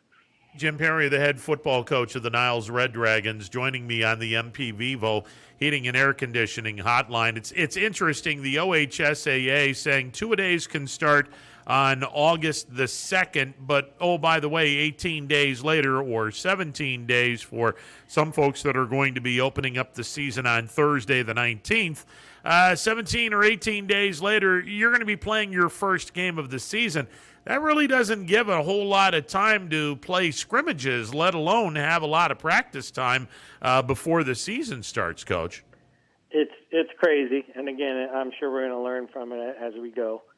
Just to give people an idea, our first day of hitting, where we're allowed to go full contact with our kids, will be on Thursday, and then on Friday is our first scrimmage. So, I mean, in the coaching world, you go back to when I was playing in that, when you had almost a month of two-a-day sessions. This is going to be high paced. Again, are we concerned about injuries and not?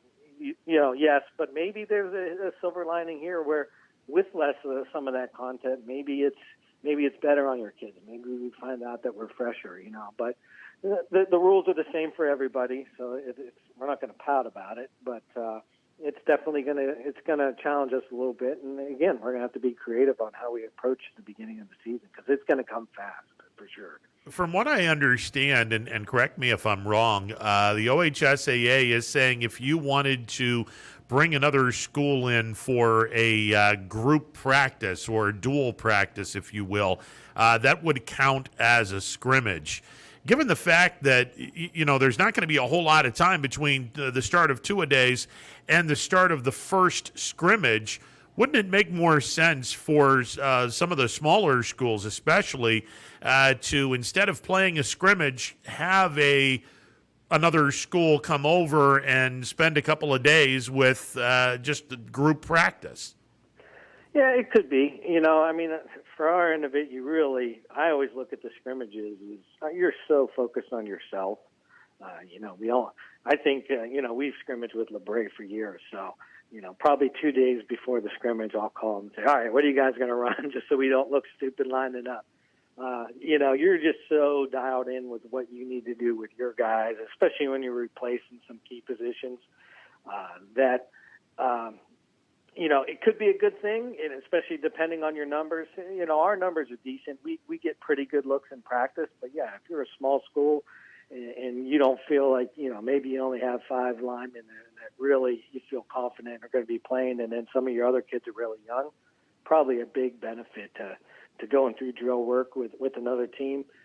For us personally, I'm thinking that we'll probably be more traditional with our approach, but being able to do that, we've done that when I was at Warren Harding as an assistant coach, and pretty cool to see 200 kids when Glenn Oak would come down and practice with us, and you could get a lot of stuff done that way too. So a lot of different approaches to it. From our end of it, we're going to really be focused hard on our kids and getting the right kids and pieces together. Okay, so you talked about replacing some kids. What are we looking at as far as the 2021 Niles Red Dragons? How many kids do you have back? How many kids are you anticipating playing football this year, Coach? Well, we have a decent number back, and a lot of that was because we hit that injury bug a little bit last year toward the end of the year. So some kids, if you look at kids that started probably at least 3-4 games for us, I think we probably have about 7 guys back on both sides of the ball. So that's pretty encouraging. We were looking today at our linemen. We think we probably got about 8-9 guys that can play up front, both sides of the ball. That's awesome. Probably can say the same thing in the secondary and in the backfield receivers, but I guess the big glaring one for us is we've had Zach Leonard for 3 years, and we've been spoiled a bit. So we got to get quarterback figured out, and that's a huge piece of the puzzle. But Zach had an understudy for 2 years too, and we feel that hopefully I don't think we're going to get Zach's kind of production no matter who we have out there at quarterback, but Andrew Huffman, who's been his backup, at this point in time looks like he's ready to take over. So, but we're nervous about it, to be honest with you, just because, like I said, Zach was such a tremendous player. Well, obviously, the league in which you're playing in, you got to have all your ducks in a row in order to compete in that league. Good God, are they fun to watch? It is a fun league, and I think what's South Range's story of being a smaller school but coming in and competing like they do, makes it even more fun. I mean, there really isn't. Jefferson just tremendously improved last season. Lakeview going through a coaching change, and their numbers are up. So, yeah, no breathers. And to be honest with you, everybody loves to look at the playoffs and that. But in our league, it's fun because each week, somebody's coming into somebody's stadium, and it's going to be a great football game. So we like it that way. We like it hard. You're probably going to ask me about the new playoff format, and obviously I'm like with most guys, not a huge fan of it. But from our end of it, we get to focus on being in a great league, and that kind of takes care of that, So we have enough to prepare for. We don't worry about, the playoffs at this point in time because, well, first of all, Howland is week 1, and that's our big rival. So great schedule for us. We get to go to Alliance again this year, and we play East and then into the league. So just really, really excited about what's ahead of us this season. And it's a challenging schedule. And, I spent some time talking with some coaches, and, my problem, and I have a lot of problems with the 16-game or the 16-team format.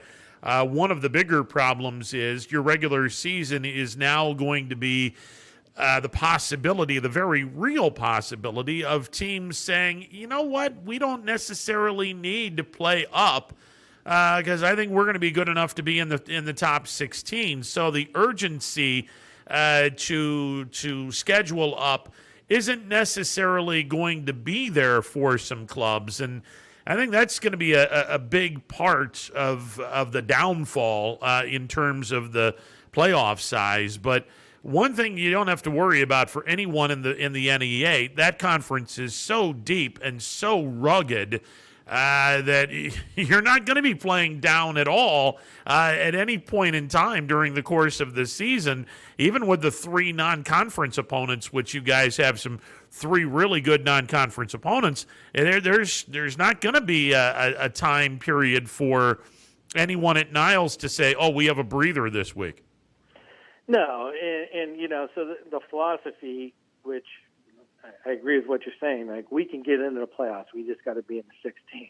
Here's the trade-off to that. In Division 3, Region 9, go look at the list of the teams and realize if you sneak in at 15 or 16 or 14 and see what you're going to face there, you're going to wish you had been ready in the regular season for your opponents. The region is completely stacked, and to be quite honest with you, our goal is not to get into the playoffs. We feel like we need to, at this point, start competing in the playoffs. We got a taste of that last year. We won our first round game and then played Streetsboro, and they had, Division I talent, across the board, and Canfield ended up beating them. But that was a great experience for our kids because the idea is never to qualify for the playoffs. The idea is to win through the playoffs, and to be in Region 9, you have to be excellent. So I think from our end of it, our league certainly prepares us for that, and we want our non-conference to be a part of that as well. So, Alliance and Howland and East, I think we'll be prepared. We just got to get after it, and we can't worry about week 11 because our schedule's so good that we got to be ready right away. Coach, I know you brought something up a few minutes ago with the injuries that you had in 2020, and while you can sit back and at the time be a little disappointed that you have to go with some backups, I would imagine that part of you was thinking long-term as in, in 2021, we're actually going to have a blessing here. This is going to be a blessing in disguise for 2021 because now I don't have to get these kids acclimated to be a starter. They've played enough games, started in enough games to now understand the expectation that we have for this upcoming 2021 campaign. There's no doubt. And I don't think when you're going through the injury bug, I don't think you are like, well, this is good for next year. You're just trying to get kids out there and get them up to speed. But there's no doubt that is a silver lining to going through that situation. And I'll go back to early in my coaching career, and we had gotten decimated by injuries in 2006 when I was at Matthews. And that, no doubt, turned into our undefeated season in 2007 because we had so many kids that otherwise would not have gotten that experience. So for me as a program leader, a couple things is, number one, we want to try to always play as many kids as we can because there's no experience like game experience. So, that's something that whether you have injuries or not, you got to find spots to get kids on the field. It's important for us to keep our freshman program alive. A lot of people don't have that anymore, so playing those games are very important.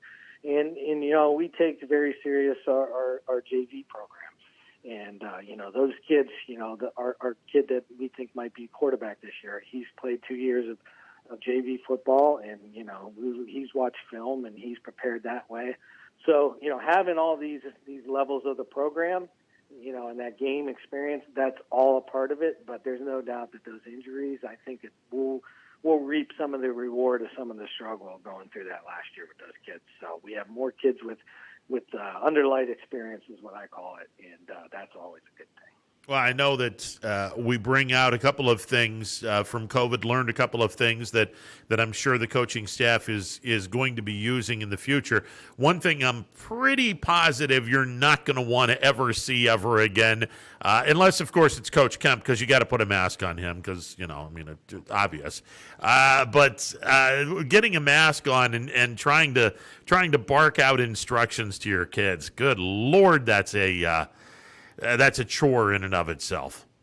Well, I mean, to be honest with you, a lot of that stuff was more for show than anything. I mean, the one that always I just could never wrap my hand around is we just battled this other team for, 48 minutes of clock time, and then when the game was over, we couldn't go over and shake their hand and tell them the game. So a lot of that, and I don't want to diminish the effort of Coach Pavlansky and the Coaches Association who wrote up a lot of these things so that people could say, yeah, we can play. I mean, those guys will never get the credit due. They saved not just football, they saved all sports in Ohio by saying, we're going to find a way to do this and do it safely. And I would have bet against it really at the time that they were going to let us play. But so much hard work for some of the guys that did that. But some of the protocols that you were following, you kind of knew what was wrong with me taking my mask down and yelling out to the kids that were 20 yards away from me. You knew at the time that was ridiculous, but if that's what it took to play the game, we were willing to do that. And again, just thankful that for those kids that just graduated, thankful that we were able to have the season. One of the things that I thought was interesting, and obviously it's a one-shot deal, and the OHSAA said it was going to be a one-shot deal, was everyone has an option to get into the playoffs last year. Could you see a scenario in the near future where the OHSAA says, you know what, I kind of like what we did in 2020. Let's lower the number of games played in the regular season to 6 or 7, and then let's invite everyone into the playoffs and see how this transpires. Can you see a scenario where something like that happens in the future? Well, I certainly can see it, and the reason I see it is follow the money. And I think that's what happened with this 12 to 16. It wasn't about necessarily. They didn't even ask us our opinion as coaches. So, if they felt that the money's right that way, I can see that happening. Do I think that's what's best for our sports, what's best for our kids in our schools? No, I do not. And the reason why was it still felt like playoff football. Don't get me wrong. And one thing that was nice for us is we won our program's first home playoff game. And, there might be an asterisk next to it, but it didn't feel like an asterisk that night. So, that was a nice experience. But what was tough was once you were out of the playoffs and then going in, and we played Howland after both of us. They had lost to Chardon. We had lost to Streetsboro. And, it was Howland, which was good for us because our kids really wanted to play Howland. But, boy, did that game after being removed from the playoffs feel a lot different. So I didn't like that feeling. We were supposed to play Hubbard. They decided to end their season. So there was the who are you going to play and why and, should we play? And then we had actually had to meet as coaches and actually even consulted some of our kids and say, do we play a week 10 now? And we really just kind of arrived at the decision, injuries and whatever, that it was time to shut it down. And then that felt bad because you didn't get a whole 10 games in, and what was the right decision? And, those things aren't just black and white. There's some gray areas, whether or not we should have played that game 10. And, I feel confident that we made the right decision, but it didn't feel clean, So I hope it doesn't ever come to that. I know with all the other sports it's that way, but, there's something special about earning your way into that playoff format. It's always been special, and I think the more teams you let in, the more you water that down, so I'd be against it. Jim Perry, the head football coach of the Niles Red Dragons, joining me on the MP Vivo Heating and Air Conditioning Hotline. As I made mention a few hundred times when the OHSAA decided that it would be the 16-team format, I had said it doesn't make any sense, SENSE, but it surely does make a lot of sense, CENTS. I get the feeling you're thinking the same way, Coach. Yeah, no question. And again, so here's where the coaches are frustrated as a coaching association. You spent over almost 2 years planning out how to go from 8 to 12.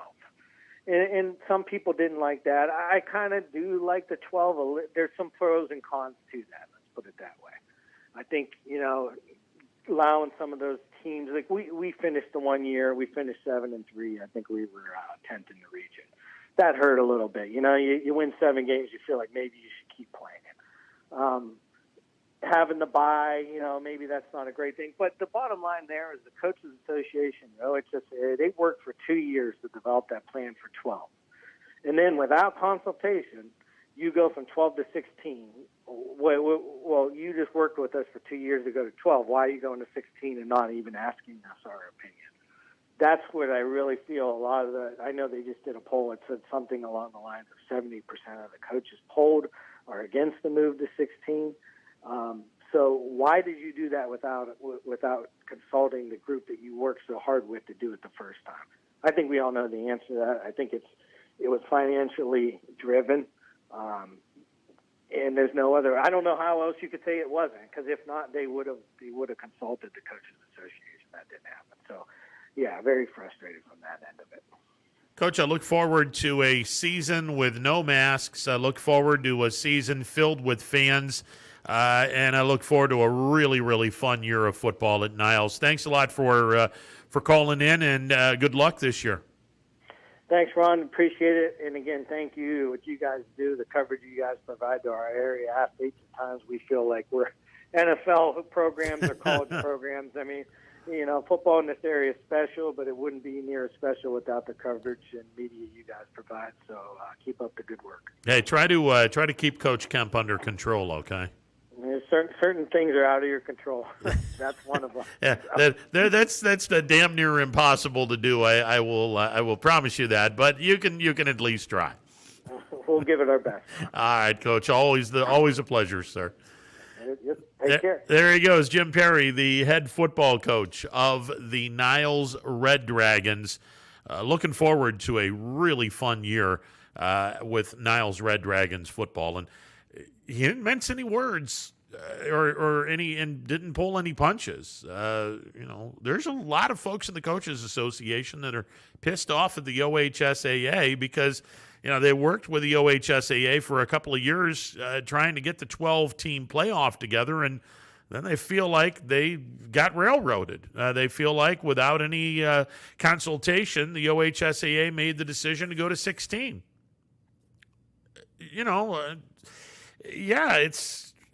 I have to be honest, I think it is money-driven. I don't think there's any question that it's money-driven. As I've said, 16 teams doesn't make any sense, S-E-N-S-E, but it surely does make a lot of sense, C-E-N-T-S.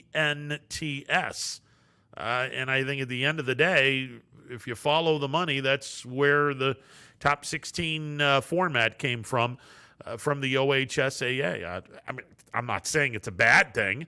Obviously, if you want to make a crazy amount of money, and we broke down 15 games in each region, 4 regions in each division, there's going to be 60 games that are going to be played prior to the state semifinals. If you're charging $12 admission and you get an average of 3,000 fans, you're going to be getting some pretty damn good coin in those 60 games per division. 60 playoff games before you get to the state semifinals. You're going to be making some pretty damn good coin, I can promise you that. All right, we will be talking with the head football coach of the Valley Christian. Andy Hake is joining us, and he's coming up next. Stick around, more to come on this Tuesday edition of Running Point presented by Greenwood Chevrolet on Mahoning Avenue in Austintown.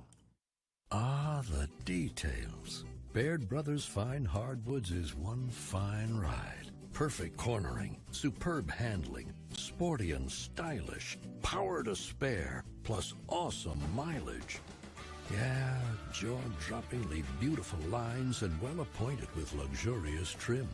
Put more oomph in your life and start beholding the molding. Find your home's fine hardwood at BairdBrothers.com.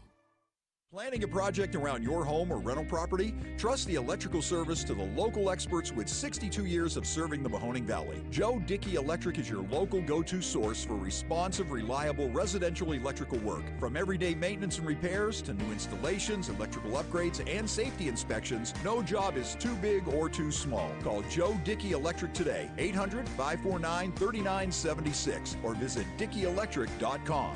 That's DickeyElectric.com. For heating, cooling, and indoor air quality, the Mahoning Valley trusts MP Vivo Heating and Air Conditioning, offering worry-free repair, service, and installation. Call MP Vivo today for a free estimate. MP Vivo Heating and Air Conditioning. We're your energy-efficient experts.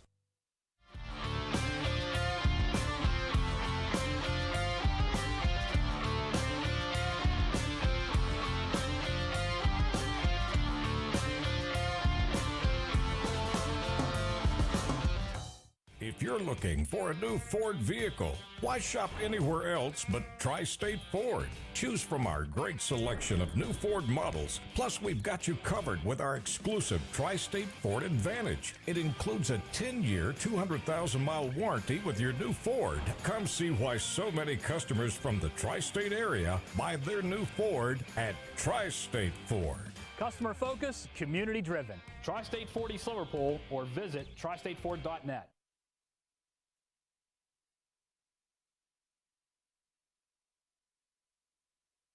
Hi everyone, this is DJ Yoakley with Your Sports Network. We appreciate your support of YSN and welcome you to the YSN family. Our broadcast streams are brought to you live at no cost to you by sponsors that are local to this community. Without the vision and generosity of our sponsors and partners, we would not be able to bring this game to you today. So please support the great businesses and leaders that are making this game possible. And if you're a business in need of great advertising and sponsorship opportunities, feel free to head over to our site for more information on the right fit for you. We are local, we are loyal, and we are live. We are YSN. News doesn't stop after the sun goes down. Sometimes you just have to hustle to get it. At 21 News, no matter how far it is, no matter what it takes to get there, we're working to bring you the best stories and the freshest content at 11 p.m. with the context and clarity that makes it worth staying up for, no matter what time it is. 21 News at 11 with me, Aaron Simonek, and Derek Steyer. 21 News at 11, news that's worth your time. WRS Wealth Advisors is the area's premier wealth and retirement specialist. With our combined 70 years experience and comprehensive wealth strategy, we assist our clients attain their goals. Call 330-965-0370 to learn more about our individual and corporate financial planning services, or visit WRSWealthAdvisors.com. Good luck, athletes. Every customer has a story, whether it's buying a car for the first time, helping them get approved, or finding the perfect car for their budget. I'm proud that people trust me with their story. I'm Tracy, and I'm ready to go the extra mile for you, only at Greenwood Chevrolet. Welcome back to this Tuesday edition of Running Points, presented by Greenwood Chevrolet on Mahoning Avenue in Austintown. Valley Christian has a brand new head football coach, and well, he's not exactly brand new to the area, especially if you're a Western Reserve fan. Andy Hake is back in the fold in terms of our Valley coaches. He is the new head football coach of Valley Christian, and he joins me on the MP Vivo Heating and Air Conditioning Hotline. What's going on, brother? Hey, it's so good to hear from you, Ron. How's everything going? Everything's good. Everything is good. Let's talk some Valley Christian football. You've had an opportunity to check in with these kids, get the off-season weightlifting program going. Give us a little update on how things are in Valley Christian. Well, it's good to hear from you, Ron. It's good to be back. God knows I missed it, and I'm just excited to have the opportunity to coach and be around young people. And it's something I feel like it was a calling for me to do, and then we're back doing it. And the kids at Valley Christian have been really receptive to our style of coaching and what we want to accomplish. And they have big goals and big aspirations, and I think we're a very talented team. And they want to do it. That's the big thing. When people want to get something done, it's a lot easier than when they buck you. So these kids have great attitudes. They're looking for leadership, and we're going to provide it to them. All right, let's talk about the off-season weightlifting program. What has that been like? How's the attitude of the kids in the weight room and getting them out on the field? Well, I started working out with the kids late, I think it's February, beginning of February, and we've averaged about, 25 30 guys, 25 guys, 30 guys in the weight room, from March, April, May. So we had a great off season. We had a lot of the track kids, come to the weight room, and then they would go to track practice. Yeah, that's so kids really work. The kids bought in. They left, and we have some real speed at that school. I'm sure you're aware of. Their 4x1 team won the state championship, and we have 2 players on that relay team that's back for us. So we're really excited about that. But the kids have been great. Yeah, I'll tell you, you guys talk about all the speed that Valley Christian has, and it's no secret you're playing on the turf. You played games for a few years at Poland. You guys have now settled in at Camel High School, and you're playing games on that beautiful turf. When you've got speed, boy, anytime you're able to anytime you're able to play games on the turf, you can really show that speed off. Well, that's the one thing we've cornered the market in. We have a fast team, a very athletic team. Actually, the kids at Valley Christian, the last year's team was very young. A lot of I think they started 10 or 11 sophomores. So this is an older team. They're in that new league, the EOC, and that's with Columbiana, Lisbon, Latonia, East Palestine, United, Wellsville, Southern, and we're in that league. And we're got a lot of respect for those teams. I played them for years down at Berlin Center, so we're just excited for the opportunity. And these kids really want to do well. So we've had good attendance. We've had a lot of other coaches come and speak to the kids already. I've been bringing people around, just giving different people that have been very successful that are giving the same message to the kids. Work hard, be a good teammate, be accountable. And our kids have really taken to it. Your style of play at Western Reserve, you had the very multifaceted offense and defense as well. I'm curious, how are they getting accustomed to your style of play, Coach? They're having a lot of fun. We went and threw against Middle Ridge the other day. It was the first time we really threw against anybody, and they had a lot of success. And they're seeing that, just cooperating and listening and being coachable, good things are going to happen. So our guys are really taken to. I'm really surprised. They've welcomed me with open arms. The school has. I'm grateful to Mike Pecchia and the whole organization there at Valley Christian for giving me an opportunity. And people make mistakes, and then people get opportunities to correct those mistakes. And when you can correct them, it's an American story. You know what I mean? And I'm going to try to give you one here. Andy Hake joining me on the MP Vivo Heating and Air Conditioning Hotline. You made mention of the EOAC and a lot of guys that you're more than familiar with. That I spoke with Paul Julia earlier today. That's going to be a fun league this year. Oh no, I'm excited. Paul's an all-timer. Paul's one of the better coaches ever in the Valley. Bob Spate's one of the better coaches ever in the Valley. And there's a lot of guys in that league. Coach Wright at Southern. I like Ramsey at Wellsville. He's a good guy. East Palestine. I know their coach there works real hard. This is just a good, fun league. And I think that it's for small school football, it's tremendous. And I'm just, looking at Valley Christian through the years, they've always been put in leagues that they were the small school, and they always had to play, much bigger schools or, playing Mogador and Garfield and LaBrea. That's a tough league. That's what they were in that Portage County League for a while. But now, I feel that we're in a league that we can compete, we can get better, and we're really working with the young kids too.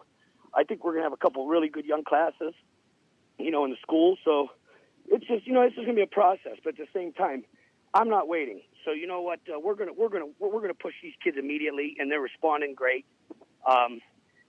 Skills out the wazoo. I just got to, we got to harness our energies and focus on the important things, which is team. And I think these are going to work out for these kids. Andy Hake, the new head football coach at Valley Christian, joining me on the MP Vivo Heating and Air Conditioning Hotline. So do you guys still have your agreement with Camel? Are you guys back at Camel this year? Yeah, we play week 1 at Camel. That's our home stadium, so that's a great one, week 1. And I know, that's like the battle for home field. So that's like a great game right off the bat. Then we play LaBrea, and they should have a tremendous team this year. And then we play McDonald. That's our non-league games. And I'm very familiar with McDonald, and I have a lot of respect for them. But, we're going to put our best foot forward in all these games. We know we have 3 tough games at the beginning before conference play. They opened up the playoffs to 16-team expansion. So, you know what? And I have my own feelings about that because I'm a conservative person when it comes to the way things are and not ruining something that's great. You know what I mean? High school football is different than all the other sports. And it's not better or worse. It's just different. It means a lot when there's only 18 teams taken into a regional playoff.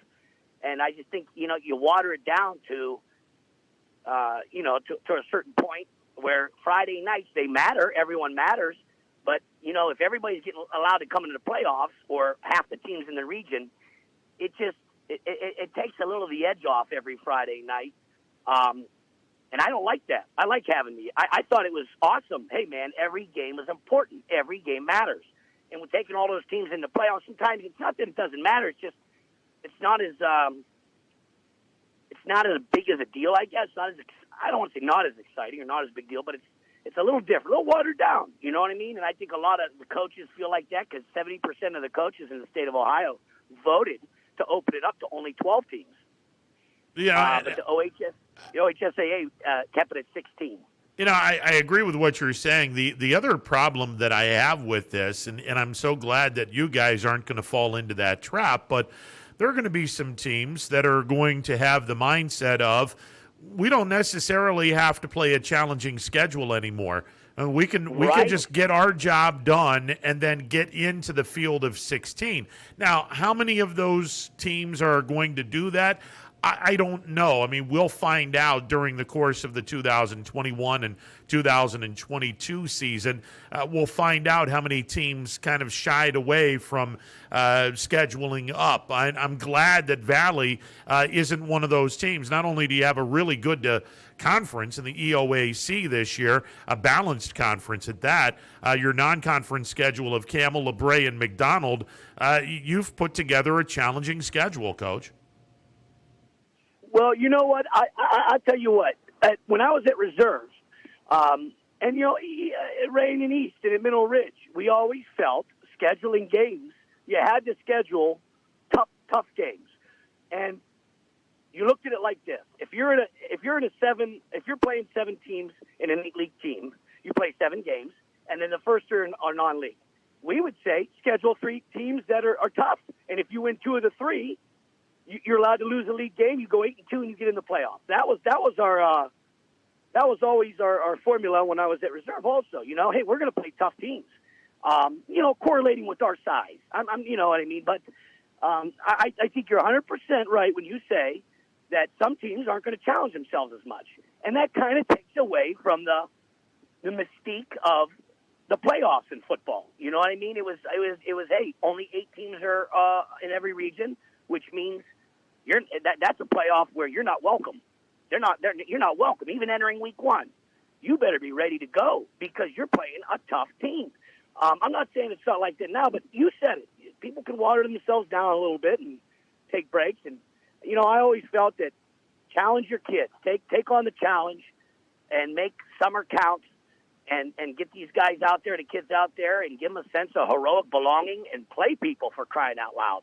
You're alive, so be alive. But we're going to continue doing that here. And, the kids are excited. Like I said, I think that's the whole thing. Get the kids excited, get them playing hard, keep it simple, and let them go and show their talents. Andy Hake, the head football coach at Valley Christian, joining me on the MP Vivo Heating and Air Conditioning hotline. My ears perked up when you said that you would be having your Valley Christian team playing McDonald.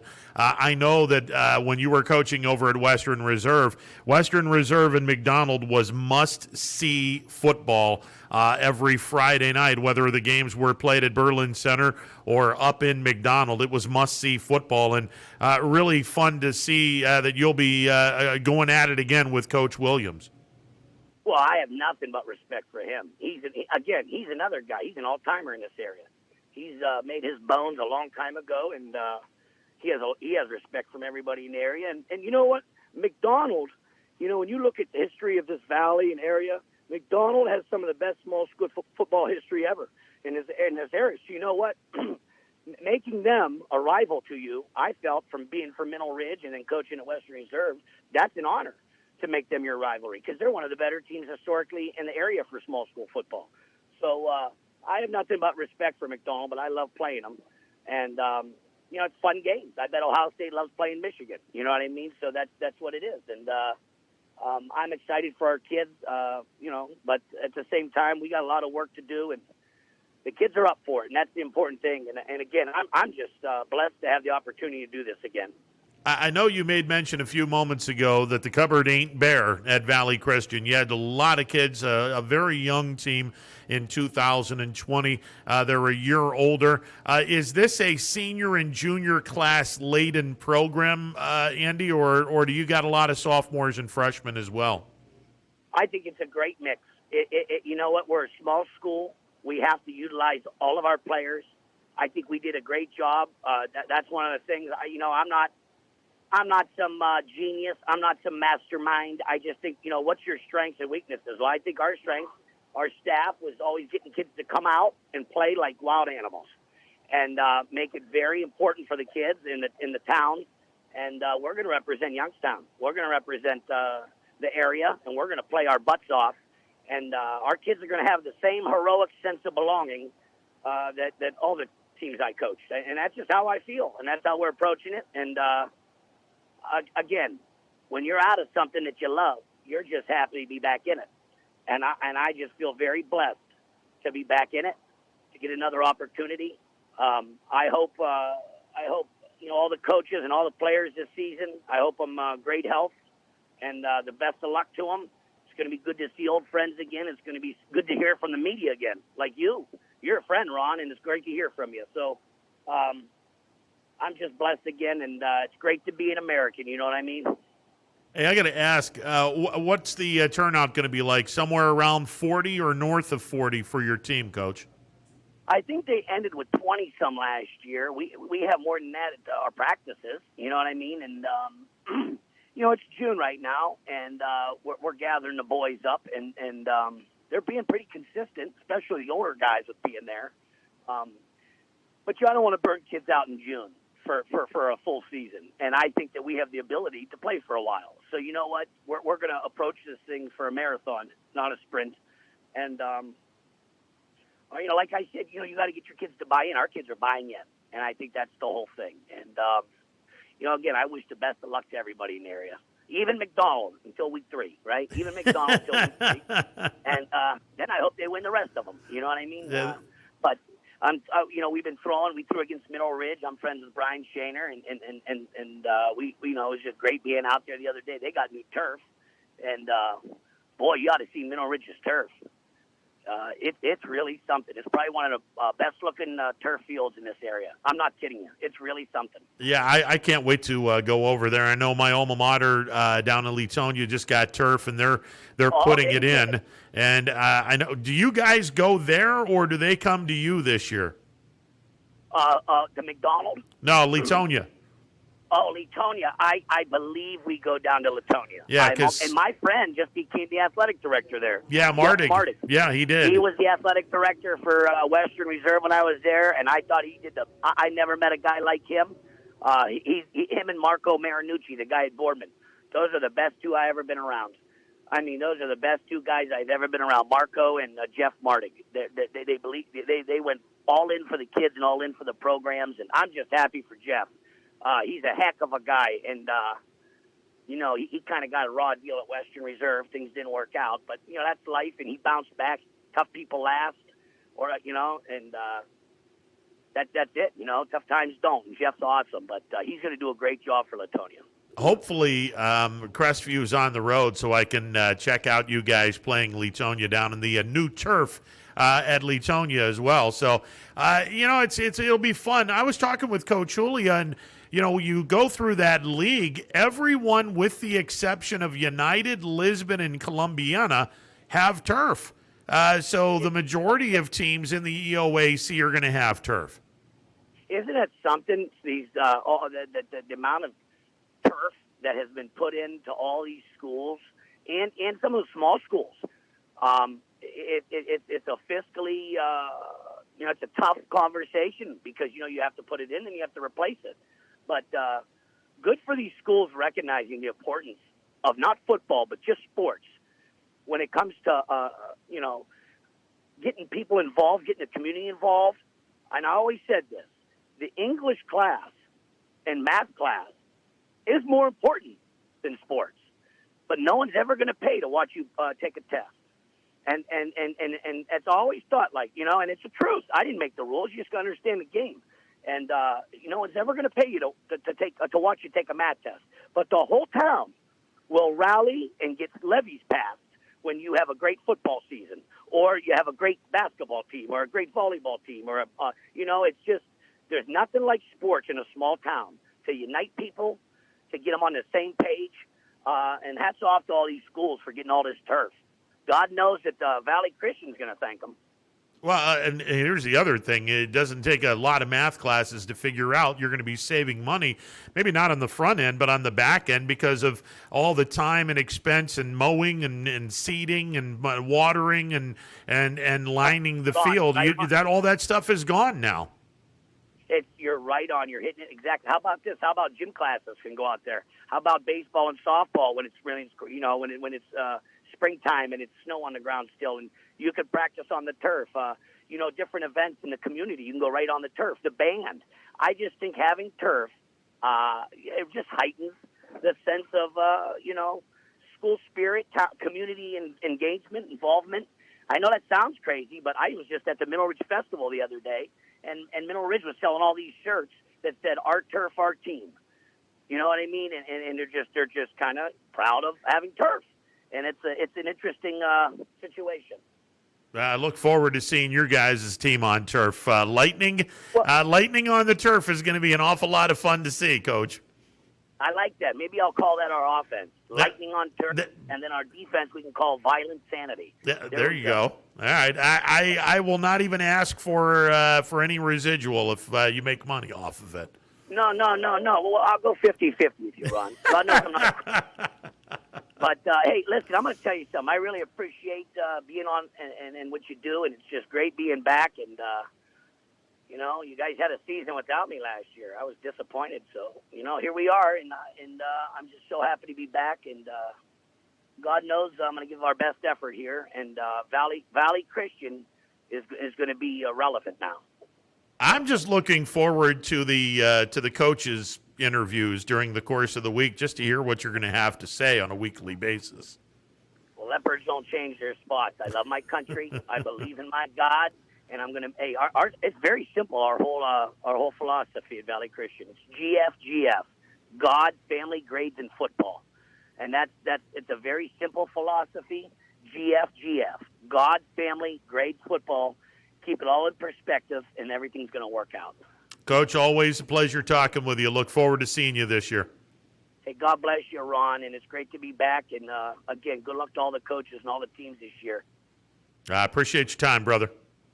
America, buddy. Take care. See ya. Andy Hake, the head football coach at Valley Christian, joining me on the MP Vivo Heating and Air Conditioning Hotline. He spoke an awful lot about Mineral Ridge and the new turf. Interestingly enough, in about 8 minutes, we will have Brian Shaner, the head football coach at Mineral Ridge, to talk a little bit about that. Hey, listen, I agree with what Coach Hake had to say in regards to how a great football program or a great basketball program can literally put people in line to vote yes on a school levy.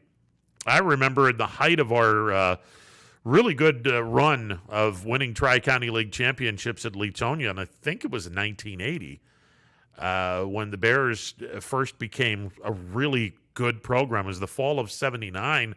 That November, we had a school levy. And a school levy hadn't been passed in a while. And the football program was en route to the start of what turned out to be about a 6-year run where the team wound up winning, I think, 4 Tri-County League championships. A 6 or 7 year run where they won 4 Tri-County League championships. And this was year 1 of that 6 or 7 year run, and we had no success whatsoever when it came to passing the school levy. And there was a real sense that had Leetonia not passed the school levy in November of 79, there was a pretty good chance a lot of things were going to be taken away from Leetonia and possibly even the school system. The football team had this incredible start to the season. They wind up finishing the year, if memory serves me correct, they went 7-1-2 in 1979 and could have very easily finished 9-1. Now, back then they had tie games. 7-1-2, they were real close to being a playoff team, and boy, that got a whole lot of people excited. And as it turns out, the school levy, I should say, barely squeaked by. And I'm convinced the big reason why our school levy passed that November was the fact that our football team had an incredible year, a year in which the team and the town literally got together and everyone just made Leetonia High School a party atmosphere. When the Bears were playing at home, the place was sold out. You couldn't find a seat in the home stands. It was phenomenal, and I think that paid dividends in the ballot box in November. So I definitely agree with what Coach Hake said. It's not really it's kind of a sad commentary when you think, yes, English classes and math classes and all of the school classes matter, but as Coach said, they don't pay you, or people don't pay to see you take a test. That's kind of a brutal honesty, but it's true. And there is something about the high school sports, and there is something about a really successful high school program in 1, 2, or multiple sports where when you have a successful high school athletic department, levies tend to get passed because people tend to see winners, and everyone tends to follow a winner and do anything for a winner. So there's something to be said about that for sure.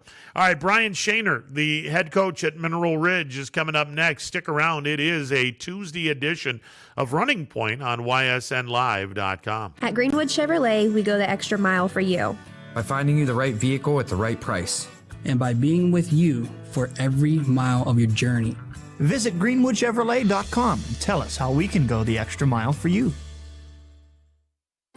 New things happen all day. Some are good, some not so good. In today's complicated world, while you're busy working, playing, and living life, we're busy helping you make sense of the day's news. And there's only one place where it comes together with clarity, context, and accountability. It's 21 News at 6 with me, Madison Tromler, and Derek Steyer. 21 News at 6. It's what the day's news really means to you. Welcome home to a home made homier with Baird Brothers Fine Hardwoods. Inspiration starts at BairdBrothers.com and is turned into reality when high-quality hardwoods are delivered right to your home.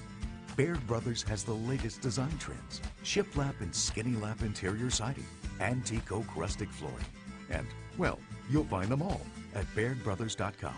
Ordered easily, delivered conveniently, enjoyed comfortably. BairdBrothers.com. WRS Wealth Advisors, the area's premier wealth and retirement specialists. Located on South Avenue in Boardman. Hi, this is Jim Myers with Myers Family Insurance, your local Medicare and retirement resource. We're excited to have sports back. Whether you're on the field or cheering from the stands, sports unifies communities and brings hope for the future. We're all one team working together. At Myers Family Insurance, we know the importance of a great team. Our team continues to grow to help you with your Medicare and retirement needs. The annual election period is October 15th through December 7th. Now's the time to make sure your plan continues to meet your needs for the upcoming year. Call today. Hi, I'm Colin Chupa. And I'm Kelsey Klim from K-Squared Marketing.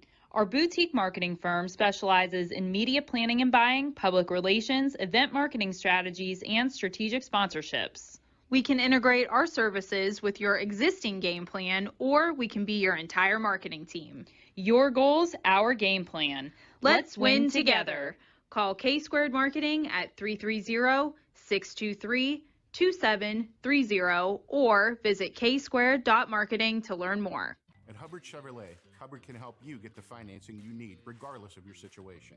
I'm Tony Page, and I've helped thousands of customers in Northeast Ohio and Western Pennsylvania buy a vehicle. Bad credit, no problem. I can get you approved for a low-interest loan and maybe even a low-payment lease on a new car at the #1 Chevy dealership in Trumbull County for 3 years in a row. Visit HubbardChevy.com to get pre-approved or come see me, Tony Page, to get a new vehicle today. Remember, folks, Hubbard can help. Every customer has a story, and at Greenwood Chevrolet, we are committed to making sure it ends with you in the right vehicle. I get to be part of somebody's adventure, whether it's buying a car for the first time, helping them get approved, or finding the perfect car for their budget. I'm proud that people trust me with their finances. They trust me to take care of them, and they trust me with their story. I'm Tracy, and I'm ready to go the extra mile for you, only at Greenwood Chevrolet. Quality, customer service, and integrity.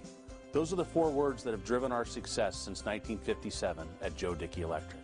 Joe Dickey Electric is one Mahoning Valley landmark business that stays current with the requirements of our customers. Family owned and managed, we are an electrical contractor and energy solutions provider. Every member of our team adds to his or her skill set through ongoing training. Residential, commercial, industrial, automotive, and more.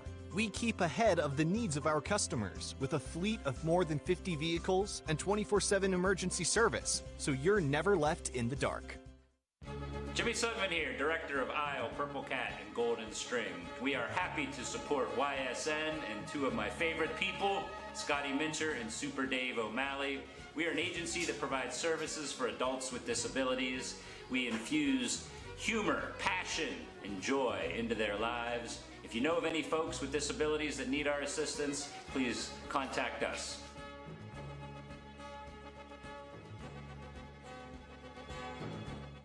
Your teams work hard and give it all they've got. Well, so does ours, because 21 Sports and YSN give you extra effort when covering local sports. 21 Sports and YSN, winning coverage of our Valley's teams. When looking for home design inspiration, don't just be inspired, be Baird inspired. Whether new or remodeling, Baird Brothers has the latest trends like shiplap to refresh your home. Go from inspiration to installation with our wide selection of in-stock American hardwoods. From the rustic charm of antique oak to the warmth of traditional cherry, Baird Brothers has what you need to make your home inspiring. Baird Brothers, our family's heritage, your family's home. Welcome back to this Tuesday edition of Running Point, presented by Greenwood Chevrolet on Mahoning Avenue in Austintown. Let's go to the MP Vivo Heating and Air Conditioning Hotline, where we bring in the head football coach of the Mineral Ridge Rams, Brian Shaner. Brian, how are you today, sir? I'm doing absolutely fantastic. Nice sunny day here in Northeast Ohio. Getting the boys on the field here in about an hour, so no complaints on our end. Well, you shouldn't be complaining. You got turf now. Oh, yeah, you know what? It's definitely been a process, but I think they're in the closing couple days here of it, and hopefully we're practicing on it by next week. Yeah, Andy Hake, I just had him on, and he was raving about how he went to your guys' street fair up there, and you guys had shirts that said, "This is our turf, and our turf is better than your turf." I love the fact you guys are already taking pride in that absolutely gorgeous facility of yours. Coach, you there?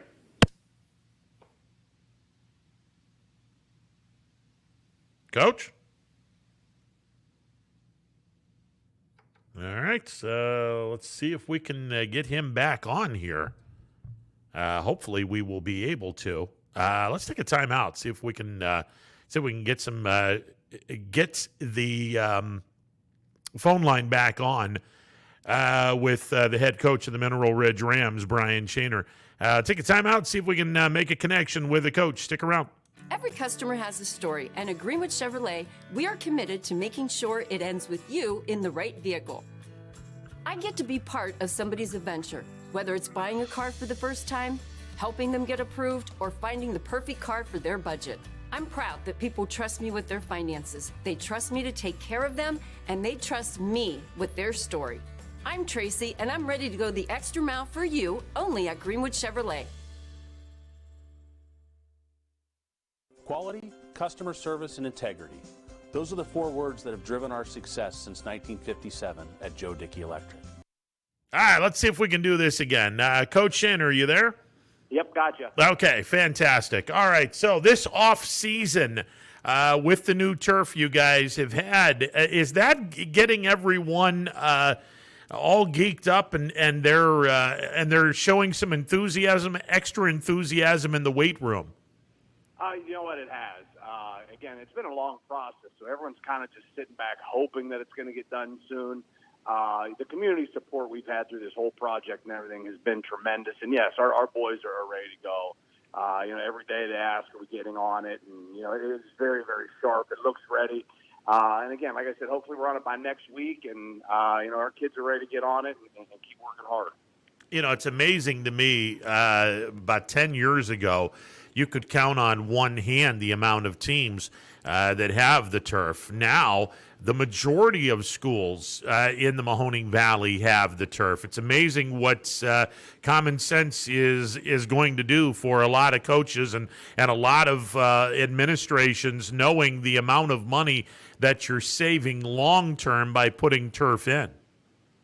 I agree. Financially, what you're able to save, just because once it's down, it's there. Yeah, there'll be a replacement cost down the road, but especially here at Ridge, with how many times they've had to work on the field and put down new grass and stuff like that, financially, it makes all the difference in the world. And then it erases that rain factor, for every sport, and when you can get on an artificial surface like that in practice, you're not watching the weather constantly saying, I hope our practice field don't get flooded out or too muddy or we don't want to ruin it.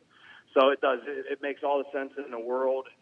And again, our superintendent, Gohar, and the committee behind him worked really hard to get this thing out there. And I'm going to tell you what, it's one of the nicest ones in the area. Brian Shaner, the head football coach of the Mineral Ridge Rams, joining me on the MP Vivo Heating and Air Conditioning Hotline. I spoke earlier today with the head coach down in Leetonia, Paul Julia. The Bears have turf. They're gonna unveil theirs for the season opener against Sebring on August the 20th. But the beautiful thing down there, they've got the grass practice field just in case they have to play on the road against a team that has grass. I would assume that you guys are going to have the same situation. Yeah, we do. We have a really nice practice field. It's been there for as long as I've been around Mineral Ridge's program. Even in my city days, we used to come up and go on the practice field here, and our crew here takes a real good job of it. And again, we've been able to be on it since June 1, and they take good care of it. So we are able to go back and forth whether we're going to stay on the turf or if it is a grass game. Getting a practice or two down there just to make sure we keep our legs used to that. But, yeah, we do. For a small school, Mineral Ridge has a great facility all the way around. Coach, and speaking of the small schools, obviously with the schedule being that you're moving the season back to August the 20th, August 19th, if you're opening up on a Thursday night, two-a-days begin on August the 2nd. Boy, that really doesn't give you a whole lot of time to put 2 scrimmages in and then start the season. Isn't that a little dangerous? Yeah, and you know what, for us, we do have a little bit of a young team, and losing that week, usually, but I'm going to be a double-edged sword here. Usually I look at it and say, man, 3 weeks is just too long. We're beating these kids up. It's just, you really have to be smart when it's that long. Well, now I think we even have to be more creative when it's so condensed down in to make sure you're prepared to play, not only the X and O's, but like you said, the safety factor. Our kids have to be conditioned for football. Last year was so different than this year. But you know what? We got great coaches in the state of Ohio. Everyone's going to be ready and everyone's going to be prepared to do it the safest and smartest way for their kids. Correct me if I'm wrong on this. The OHSAA made an announcement that might have gone under the radar, but from what I understand, if you have a joint practice with another school, that counts as a scrimmage. Would the smaller schools just as soon be more prepared if you had a joint practice or two with a school, which would equal one scrimmage, and then just play another scrimmage, your controlled scrimmage, and then get the season started? Yes, and you know, too, by small school, it's going to depend on their numbers. Like for a Springfield, that's that proven program that has the numbers, I don't know if they really look at it any different. But for a school like maybe us or a Sebring or something, we have to be creative with it, and we have to make sure that we protect our bodies. Because, again, you know, we're happy to have a number of right around 40. But, you know, you get a couple guys dinged up, and you're going into week one approaching that 30 number.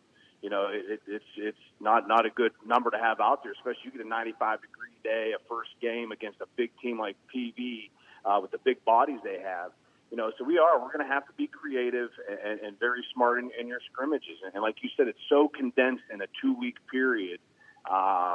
Again, we just have to do a really good job as coaches to really monitor our kids and make sure that we're taking care of them on and off the field.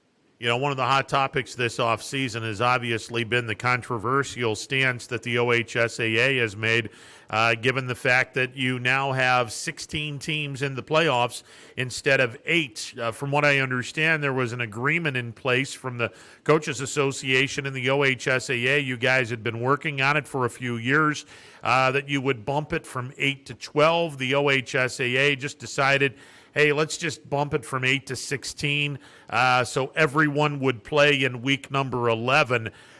You know, I mean, there's advantages, there's disadvantages. For me personally, I'm not a fan of the 16-team playoffs. One of the reasons why, and I think we're going to find out this to be true, there's going to be some schools that won't necessarily take the advantage of scheduling up anymore. And I think that is a distinct possibility. Coach, are you guys going to still be scheduling up year in, year out? I think we lost Coach Shaner again. Let's take another time out, and hopefully we can get Coach Shaner back on the air. Stick around, more to come. Hello, I'm Greg Burbick with G. Burbick Farms. For the last 100 years, my family has farmed in the Columbiana and Mahoning counties. I began raising cattle in 1996 with the goal of providing a better product for you and your family on the dinner table. Our grass-fed and grain-supplemented Black Angus beef are raised with no hormones, steroids, or antibiotics. We're known for our hometown-friendly service and incredible tasting products. We're locally owned and have customers across the tri-state area. Our products go from our farm to your family. Stop by our farm on New Buffalo Road or visit us on the web at gburbickfarms.com. Don't forget to like us on Facebook. G. Burbick Farms, it just tastes better. All right, here we go. We got Brian Shaner back on the air. Coach, you there? Yep, I'm here. Okay. I was making mention the fact that the OHSAA has moved the playoffs from 8 teams to 16 teams. I get the sense there are going to be some teams, and we'll find out in the next year or two schedule-wise. I think there's going to be some teams that won't necessarily take the gamble of scheduling up, knowing that if you win X amount of games, you should be in the top 16. Given the league that you're in, Coach, are you going to still have a really, really tough schedule? Yeah, you know what? I'm not going to change what we do. I love our out-of-conference games. I would keep those 3 as our front end for a long time because they're very competitive. You get up and down years from all of us, and they're just very competitive games. And, in our league, the 3-headed monster at top with Springfield, McDonald, and Reserve, you're still trying to knock them off. And, again, I'm not going to approach it any different. We're going to coach our kids up, and whatever number they say are allowed to get in, well, we're going to comply, and no sense of fighting it because, there's rules, and we're going to follow them. And, but I do agree with you. Some teams won't have to play up to get in, and that's going to change the whole playoff structure when it gets going. Coach, let's talk a little bit about the talent that you have coming back. How much did you lose from that 2020 team? Well, we had a really good football team last year. That team competed very hard for us. We lost 13 phenomenal seniors off that team. And, again, talking small school football, when you have a graduating class like that, you better be ready to go the next year, and you really got to coach hard and have kids that buy in and let you coach them hard. And we do here. I can't say enough about the seniors that graduated, but we got a good core of kids coming back, and our young kids are very, very hungry. They were very successful at the JV level, and, we hope to carry that over on the Friday nights. And I think that might have been the parting gift for the now graduating seniors, the fact their leadership was so good that they're going to pass that wisdom on to the new group of seniors. And got to imagine your clubhouse is not going to be – there aren't going to be many problems. Your seniors are going to police it pretty well.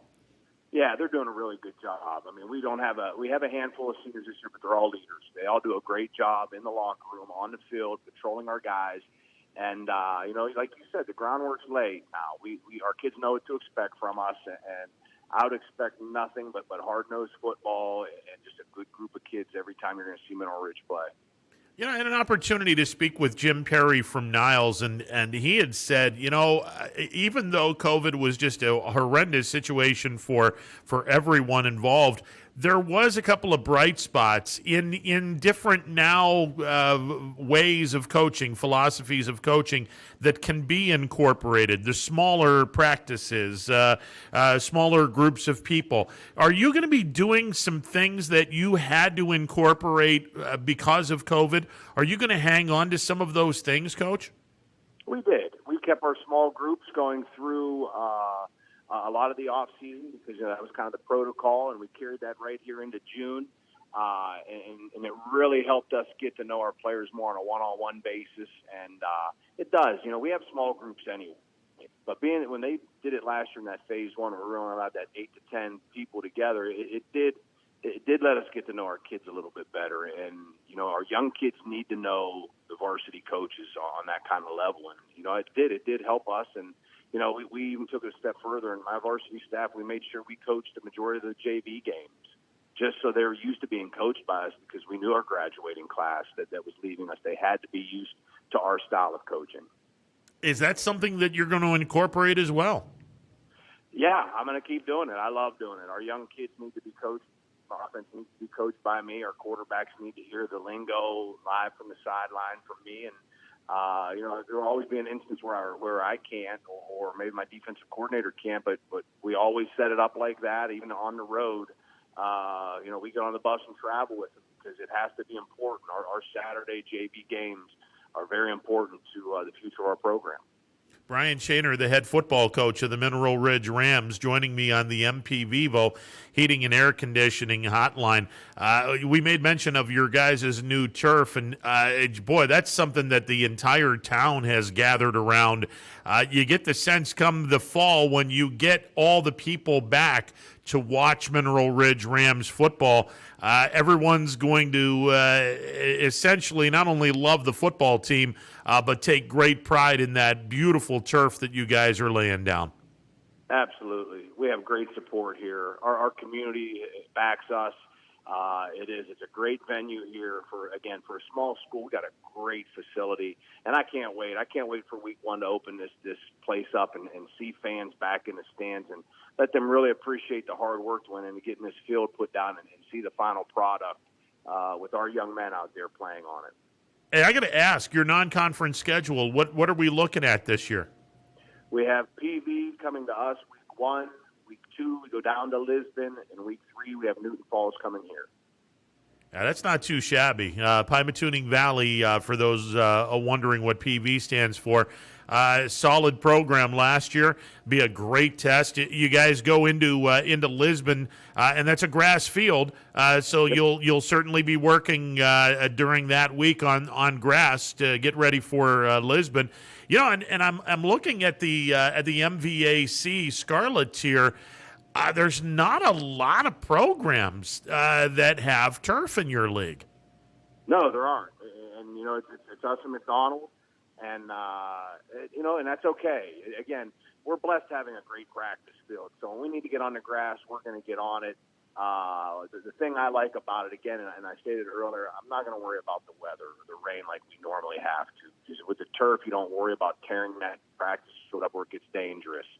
So, we have to be smart in everything we do here as coaches. And wherever we're playing, that's how we have to practice. And I think down the road, you're going to see more schools in our conference. I know there's a long list of things you're not going to miss in terms of rules that you had to do during COVID, but what is the number one thing you're not going to miss? I just want the mask to stay away. Wearing that mask all the time was very difficult. And I'm not going to complain about cleaning up the weight room like we had to, because it taught our boys a lot of discipline. And we did that to make sure that we could be in the weight room properly. But really the mask, just so the communication's a lot easier, and, it's normalcy. When you get to go out on a football field and your coaches aren't in mask, it almost feels real again. How special is, when do you guys open up, Thursday or Friday? We're Friday. How special is it going to be on August the 20th to not have a mask on, to have everybody in the stands, everyone looking at the brand new turf, and we get a sense of normalcy again? Well, I can tell you honestly right now, the goosebumps you gave me even talking about it is just telling me that the excitement level from my coaching staff to our players and our fans is going to be out of this world. I mean, I think it's going to be an electric atmosphere. Can't wait to coach our boys. And again, we have a very tough task week one. But you know what? We get to do it out here on brand new turf, and how many schools get to say that? I was made mention before we got disconnected. Andy Hake over at Valley Christian, he said he went to the Mineral Ridge Street Fair and you guys had shirts made up. Our turf is better than yours. I love it. I absolutely love what you guys are. You're proud of the turf, and truth be told, Coach, I think it's going to be a community rallying point. I do too. And he's a Mineral Ridge guy, and he supports us in what we do. And I see shirts all over town now. Our town, our turf, and they are. Everyone's buying into it. Any spin they put on it, as long as it's positive, I love it. And we're going to compete on it and do the best we can. Can't wait to see the product. Can't wait to see the turf. Coach, always a pleasure, sir. Hey, thank you so much, and sorry about cutting out on you. No, it's all right. All good. All right. Always a pleasure. You got it. Brian Shaner, he is the head football coach of the Mineral Ridge Rams. All right, we're going to wrap it up after this timeout. Stick around. Hello, I'm Greg Burbick with G. Burbick Farms. For the last 100 years, my family has farmed in Columbiana and Mahoning counties. I began raising cattle in 1996 with the goal of providing a better product for you and your family on the dinner table. Our grass-fed and grain-supplemented Black Angus beef are raised with no hormones, steroids, or antibiotics. We're known for our hometown-friendly service and incredible tasting products. We're locally owned and have customers across the tri-state area. Our products go from our farm to your family. Stop by our farm on New Buffalo Road or visit us on the web at gburbickfarms.com. Don't forget to like us on Facebook. G. Burbick Farms, it just tastes better.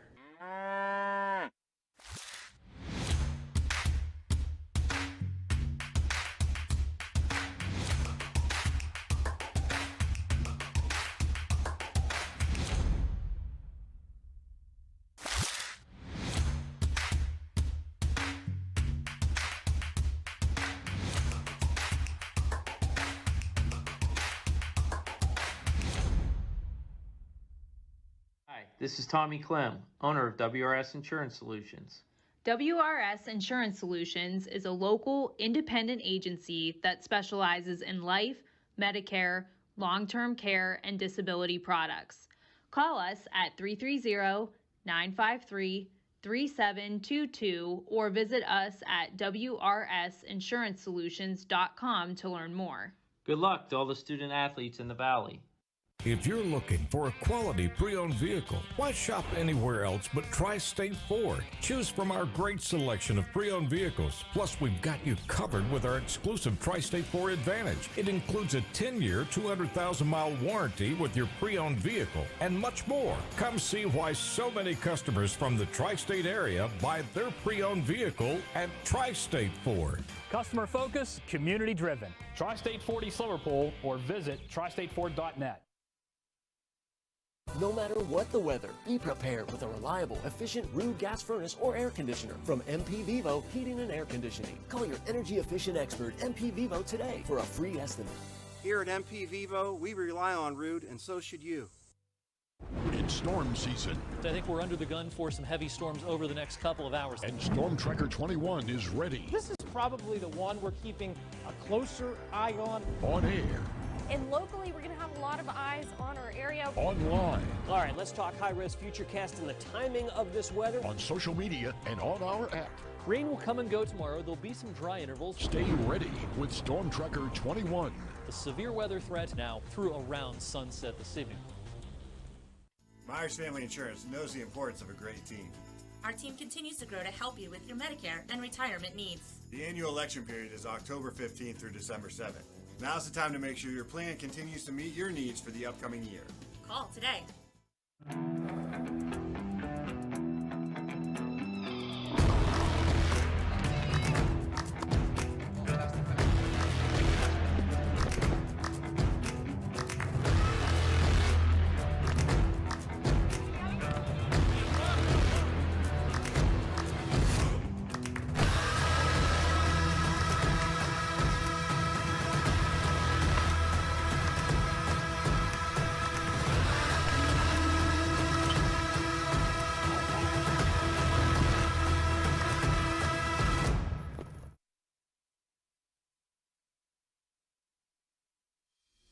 Years ago, Baird Brothers Fine Hardwoods began with 3 siblings, a hand-set sawmill, and a few local orders.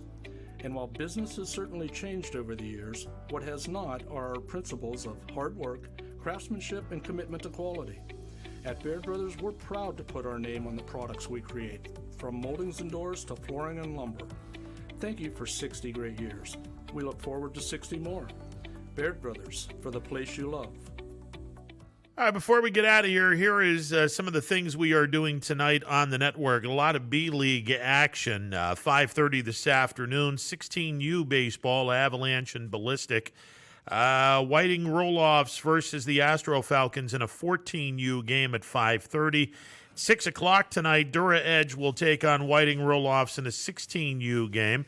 8 o'clock tonight, Astro Falcons and Nightline in a 16U game.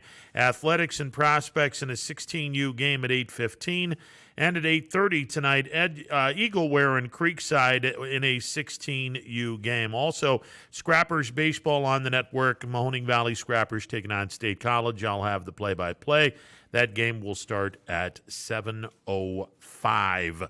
All right, Power Hours coming up next. Have a great rest of your Tuesday, everyone. We will talk tomorrow. Be at Mill Creek tomorrow. Anthony and I will be at Mill Creek having some fun tomorrow from noon to 3. We'll take the program on the road. Talk to you then.